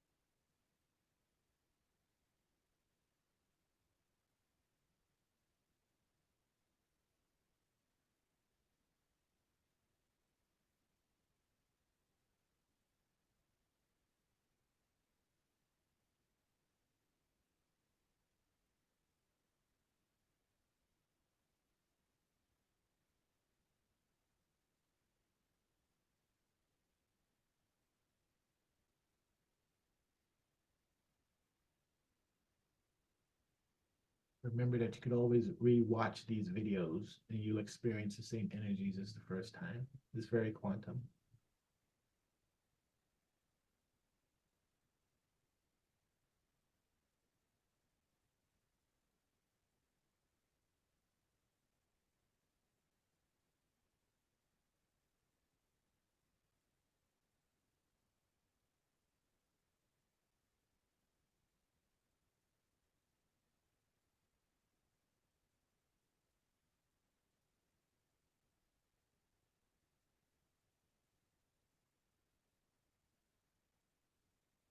So we're clearing the energetic fields.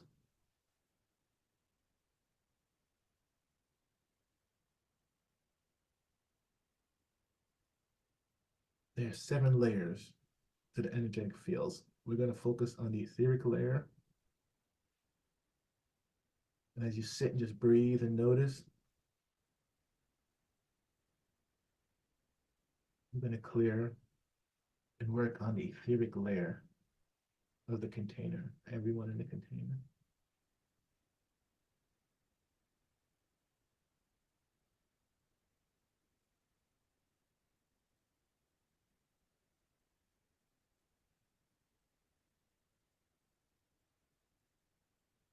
Now there's also the emotional layer. We're going to work on clearing the emotional layer.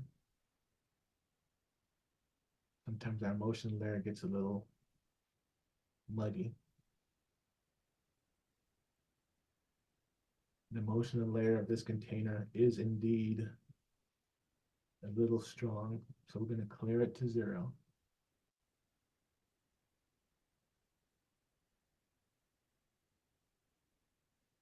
Just want to reset to 0, everything, to be just pure awareness. We don't need those thoughts and energies. Clear the emotional layer.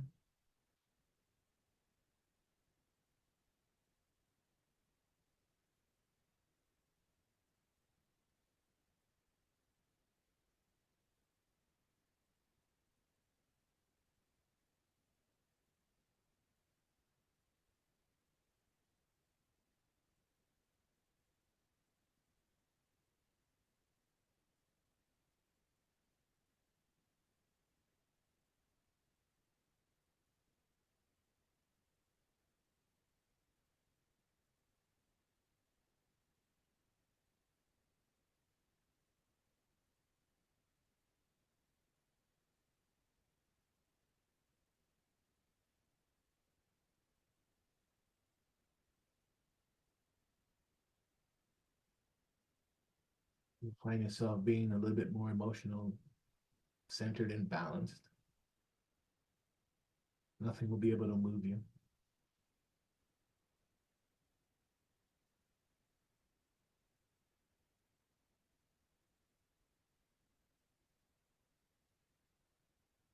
We're going to go to the mental layer. Having cleaned the emotional and the etheric, we're going to go to the mental layer of our fields and clear the mental layer to 0.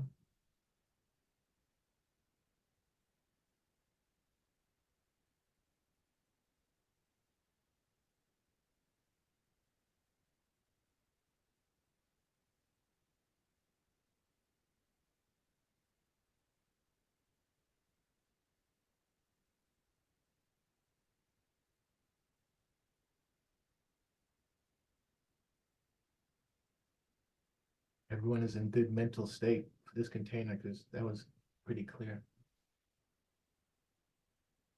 I'm guided to share something I have written on my wall is that the past is memory. The future is in our imagination. There is just now. Let's work on the astral layer of the field. Astral layer ruled by the 4th chakra, the heart chakra. Clear that space where we hang out when we go to sleep in the astral dream space. With a clear astral layer, you have a much better sleep experience.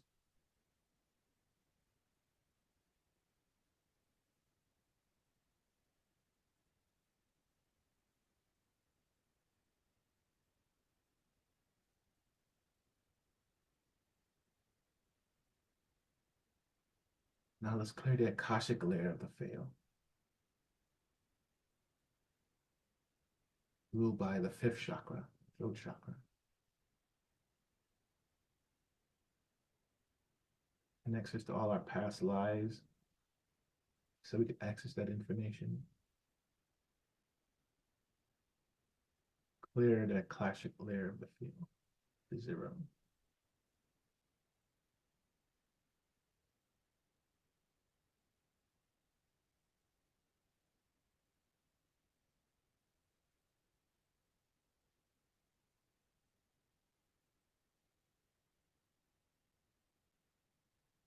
We now clear the Atmic layer of the field. That's the layer of the field that connects us to our oversoul. More of who we truly are, where we experience all our thousands of lives and fractals.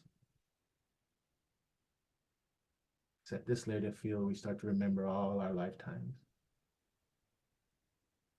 Memories come back.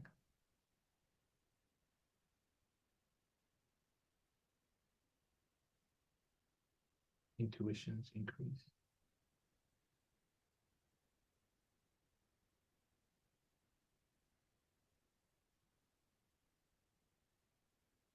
And also the third eye chakra.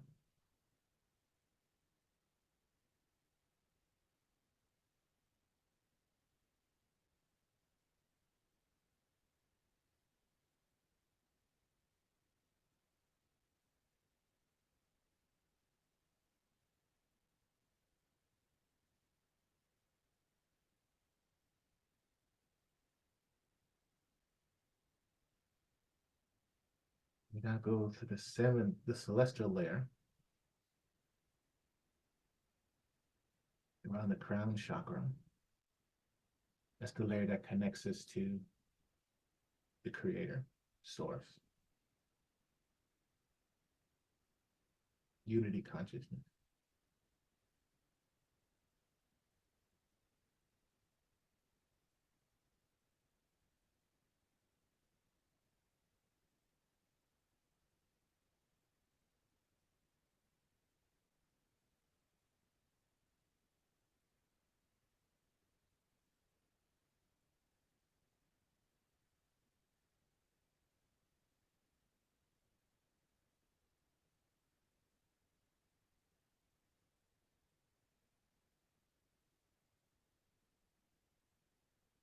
This group is in good shape. That was a fast clearing of all 7 fields. It's pretty good. That means everyone is okay. And so my energetics is feeling really good right now. When you provide these, you facilitate these healings, the energies move through you and you're kind of getting a healing at the same time that you provide one to people. And so what we just did was just work on the energetic field. Some of you might be able to feel how your field is cleaner and you're more centered now and more stable than when we started. And with a clean field, you know, you're less likely to get wobbles and to be moved by when you interact stuff out in the world, because you'll be deeply rooted. And it's like going to the gym. The more you practice these clearings and these energies and connecting to the Christed energies and feeling them like you guys felt it. We did the diamond white light ray. It just gets stronger and stronger. And you connect more and more to these layers of the fields till you just really energetically master them, and then you embody them. And so it's always good to try to either get healing sessions like this so that you could embody that experience, like going to the gym. And you don't have to always, although you could always get it from Scott's The Awakening Now show, you could always get free healing sessions, but there's also, you know, you get one-on-one with a provider. But there's also, the best way is just to become, KES, Christic Energetic System, has 3 levels, you know, KES 1, 2, and 3. And anyone could just go and sign up and do KES 1, which allows you to work on your own. And you could just clear your own energetic field, sweep it open. And then it gets more advanced with 2, where you could start to heal other people. And then 3, you could do group healings and stuff like that. But all that is available if you guys, I just share it because I am so glad that I did it. And if you're interested, it's at twinray.com. And it's just part of the holding energetic system that our teachers provide there. So I wanted to share that. So anyone could do it. It's not something that just certain people could do it. You just do it and you practice it. And so hopefully now that we've opened and cleansed the energetic field, we've sent Christic energies to the body, and it's just healing, balancing where it's needed. It'll work on everyone in the next couple of days. You know, energy is just something that works subtle. You really don't want a big energetic thing to work at once. It'll be just too much. So this stuff kind of seeps in slowly, and over the days you'll notice stuff also. And so we also swept the 10 soul lines of the body. We brought in the diamond white light from the ascended sun and moon, cleansing variations. Then we brought in the virtue of righteousness. You felt how that felt in the body. And then we cleared the 7 layers of the field. And so that is a nice little workout. And what we're going to do now is close off, as we opened up your energetic field.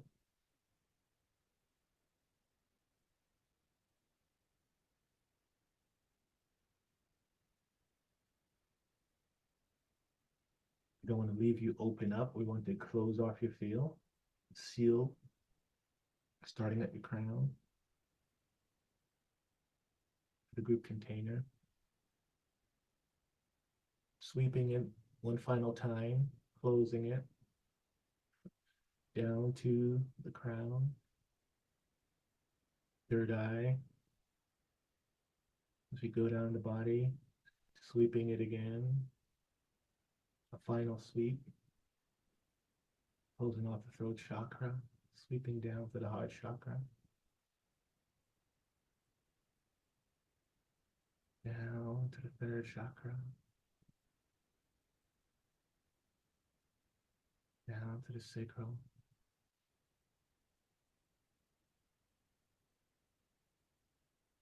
down to the root,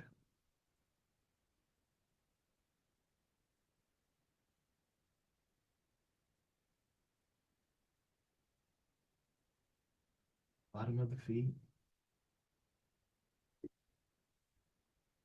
down to the earth chakra, ceiling,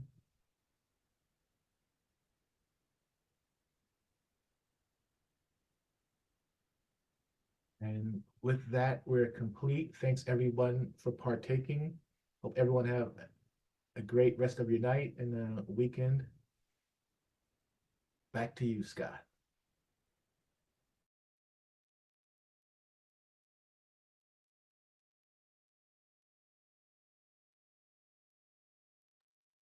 Microphone. What would I do without Omashar? I tell you, thank you so much. I probably would have babbled on, said my goodbyes, and people wouldn't have heard it. And we would have learned lip reading, so thank you. And thank you, thank you, Norman. That was comprehensive. Yeah, Norman's, he's beautiful. He's a beautiful man. Yeah, felt every moment. Yeah. Well, thank you everybody for watching. I want to acknowledge people watching on FaceTime and on Facebook and on Zoom and on YouTube and watching recordings, and the extraterrestrials that are going to study this 1,000 years from now to try and figure out what was going on just before humanity had that big. Any thoughts from tonight's show that stood out for you, Omashar? Just that we're all doing this together, and there is such a weaving of the ancient indigenous to the future now, and it's palpable, and it's almost beyond words to summate, but it just feels really alive and exciting to be a part of it. And so that is what I get from tonight and every night, but it's getting more and more like that every time. These shows never cease to amaze me, never. Well, you are such an essential part of it, brother, and it's so beautiful to watch. I mean, everybody just loves you. It's thank you so much for the opportunity. Thank you. And thank you, Carol Craig. I love reading that. Dr. Laura. Susan is still with us. George, Ayada. Thank you, everybody. It's time to go over to the Sign Network. In order to do that, I've got to leave the Zoom room. So let's all go dance with Summer Joy. The link is in the chat box. Or if you go to signnetwork.zoom.us, My Garden of Love. That's going to be too hard for people to remember. So you just got to come into the Zoom room and get it. I'll also post it on my Facebook page. That's what I'll do. So I'm copying it. And for those of you who are watching on Facebook or YouTube or somewhere else, go to my Facebook page and you'll see it there in about 60 seconds. And I'll see all of you, including Obashar, in the Dance of Joy dancing room tonight and again tomorrow night.